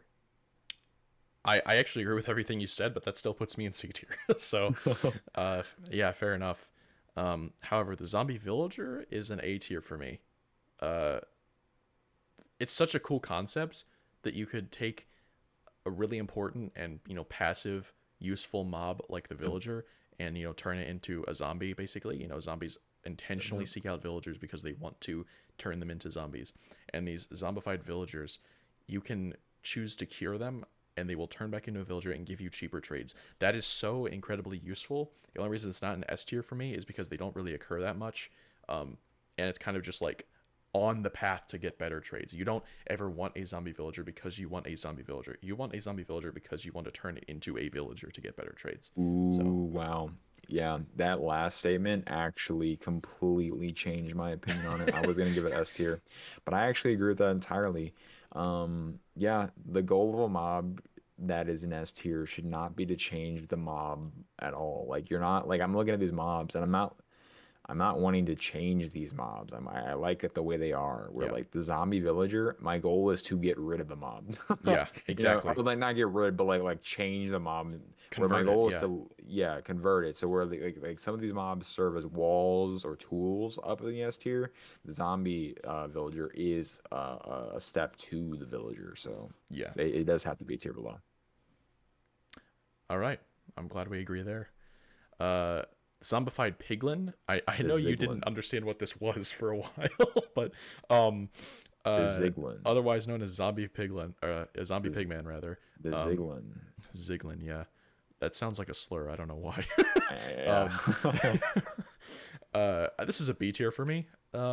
I think this is a, an appropriate mob to just have wandering around the Nether. Yep. Um and Toy Cat mentioned this in his mob ranking as well. You are always kind of on edge when you're around them because there is no threat until you make them a threat by attacking one, Yep. and you will constantly be onslaughted for like the rest of the time that you're in the Nether, basically. It's a really interesting like psychological sort of threat, similar to the Enderman, I would say, which is why it's in the same tier as the Enderman for me. Um, Yep. I mean, the drops are generally not worth the trouble, but I mean, you can get gold from them, and you can make gold farms. So it's kind of warrants the challenge if you go down that route. Yep. It's a B tier mod for me too. You said everything. Okay, cool. Yeah, Um, I don't know like what more they yeah, don't yeah, yeah, like they're I do find it kind of aggravating when I make a mistake and hit one, or yeah. like I shoot But an arrow at a ghast and it hits them. But I guess it is my fault for not paying attention. So I guess that that's the why they argument, exist. They exist to punish you for like not being as careful as you possibly can in the Nether, yeah, they do and I fit the think theme that's of a the good Nether. thing. So yeah, so So yeah, B tier, B tier. I also find it one last thing really interesting that killing them in one hit does not aggro the rest of them. So Yeah, it's almost like they're alerting others. yeah, exactly, and they can't alert them if they are Bro, dead. what if they're So like on some kind of like, cause in the movie The Thing, like they all have like a psychic link, the aliens do. What if like the like that like zombie there's like a plague that like connects all of them psychically? well, it's funny you mention that because zombie pigmen have a recruiting mechanic, not recruiting, it's called something else, where they'll like call out for help when they're aggroed and occasionally spawn more zombie piglins. Um, and sometimes it will also spawn zombies, just regular zombies. Really? Yes. So it's like the flood from Yeah. Halo. Yeah, exactly. So it is a really interesting like kind of lore aspect as well. Yep. If you care about that kind of thing. Now, moving on, the only ones we have left are the 1.17 mobs, because they were just added at the end of this list. So the glow squid, I'm putting in the same tier as the regular squid. It's a C tier for me. Um, it's a cool mob to occasionally find but like a lot of these mobs, you can say, oh, they kind of fit in their environment. The glow squid does not fit in at all. Like just finding them in like a cave just seems so out of place to me, like an underwater cave. Like they stand out and not in a good way. Like the Yep. glow ink is occasionally kind of cool to use on like a sign, but other Yep. than that, it's like whatever. They're not bad, but I'm gonna give the glow squid a C purely because of glowing. I understand that you can't make, we've said it 1,000 times, good items don't make good mobs. Um, but I do appreciate the glow squid for what it's trying to do. I think it was implemented in an awful, terrible way. Um, and I think that it's actually the worst out of the mob boat. Um, but I don't know. It's pretty cool to find a squid in a cave. Like it's different. fair enough. And that being said, all that being said, I still have a glow squid plushie behind me. So, um, You have a, that's cool. yeah, it's got at Walmart. A tier. Yeah, exactly. A tier. All right, now we want to talk about a disappointing 1.17 mod. Then we have to talk about the goat. That's a D tier. I mean, it's so sad because I'm hoping they do something with them in 1.18 because I know that like Bedrock Edition has the goat horn that doesn't Yep. currently do anything, Yep. but like why add a mob like that to the mountains and not make them do anything except hop around and occasionally attack other things and you can milk them? Like it's such a cute mob and it's a missed opportunity. So, I agree. D tier. Um, I don't know. Polar bear. Like, what do you want? yeah, exactly. But You I feel know, like so the goats don't exactly fit in the current mountains because they don't even seem like mountains. Like it's just kind of like, oh, it's just a goat hopping around yeah, on a hill. Like, Minecraft really needs to go. I know they're adding extreme hills and cliffs, but what they yeah, really need to do is they need to go back to pre-beta 1.8 and maybe not implement that, but definitely take a look at the generation before Minecraft was more streamlined and back when generation was a lot more RNG based. And yes, don't apply that across the spectrum or across the board, obviously, but do look into making insane hill generations that have massive like cliffs that like have like dirt bridges and everything, and then you have a valid reason to have its own ecosystem up there when there are entire plateaus like of snowy, mountains, like in pre-beta 1.8 where goats can thrive and sheep can thrive and those, snow skeletons can I'm thrive, like all that kind of jittering stuff. because you're hitting every point of why I love Shattered Savannas. Yep. Like that is literally just like pre-beta 1.8 generation, and it's beautiful, and goats Yep. would fit in perfectly. But Well, yeah, pre-beta 1.8 generation is really good because of the overhang and everything. I the mountains were just insane. Like they looked so unique. It was so and Minecrafty. those mountains were so crazy that like mobs would come pouring out of them when you'd run by them, so they Yeah, were kind of scary too. It was really exactly. cool. Like Minecraft had a real wonder vibe back then, It which did. I do think we're better today than we were then, Absolutely. but I do think we can pull some details from them. Yeah, absolutely. Most controversial pick on the list. All right. Last You better mob, choose the axolotl. really well in this one, I bro. had to think You about this one stop playing because these games. right. So the axolotl, I had to think about this a lot, and in the end, I really do think it's an A tier mob. Okay. Now because for a long time, I kind of felt like the axolotls are kind of just a weird mob that is kind of just you're not going to use a whole lot, and I still kind of agree. However, I think their mechanics are genuinely really interesting and add something special to the game. The fact that you can tame them really easily, it's a tameable mob that you can literally transport in a bucket. You don't have to wait for them to like teleport to you or anything like that. There's a couple different variants to collect. They can literally heal you when you are fighting passive or hostile mobs underwater. They'll play dead and heal themselves. They have so many different interesting and unique mechanics that add Yep. so much character to them, and you can actually, if you want to try to use them, try to use those mechanics to your advantage. Apart from that, it's a really cute collectible passive mob. It is ironic, but um no, it's not ironic. I really wanted on my list I actually gave the Axolotl S tier, but I think that just goes against my philosophy when it comes to S tier mobs. Yeah. I love the Axolotl, but it just doesn't have that one like super useful or core to Minecraft thing that it like needs to really be an S tier mob. Yeah. And so I don't know. What I really love about the axolotl isn't necessarily everything it brings to the table when it comes to after you catch it or put it in a bucket. But I think that like finding an axolotl in a cave, floating around, is just such a fun reward. When you're fighting through a bunch of mobs and creepers and that are blowing everything up and skeletons flinging arrows at you, you see this little glimmer of hope as a little pink dude comes surfing down a little waterfall, you know? Yeah. It's really fun to find them. And if I have to say that bats have any relevancy because of that what they do in caves, I have to give axolotls at least one tier plus everything they do. So if axolotls didn't have that amazing cave presence, I'd actually give them a B on usefulness, but that cave presence really bumps them up a tier. All right. Fair enough. Yep, And that and that's that that it. does it. That's So it. That's a mom. yeah, thank you guys for watching. Make sure you Thank you check so out Blake's much. channel. All of his links will be in the description. Make sure to Yep, yep. subscribe. We plan on doing a lot more stuff like this, especially with Minecraft tier lists. And been a really fun conversation. So thank you for Yep. joining me for this, Blake. And thank you and everybody who's watching this video on my end. Not nearly as many as Mitchell's, but definitely go check out Mitchell's channel. Links will be in the description. We plan on doing a lot more than this. And honestly, I think you mentioned a podcast format, Mitchell. It I might kind be, of as a half joke, but yeah, yeah, definitely. Blake But and it'd I be have a lot really to say about Minecraft that Oh, people might so want to listen much. to. So So much. It'd be really fun to actually if we could stream this. Maybe not have a public stream, but have like not even a Patreon stream, just like a private stream, and then we can upload that into a video and be a podcast format on Spotify. So we'll yeah, definitely be absolutely. talking about that kind of stuff. Yeah, But if you guys want to hear us talk about Minecraft stuff, let us know. So yeah, and I guarantee you we can fill 3 hours of just talking about new content coming from Minecraft updates. Even absolutely, just snapshots we can just be breaking down for hours. So absolutely. So yeah. yeah, like I'd love to sit down with you every single week and break down the changes between snapshots.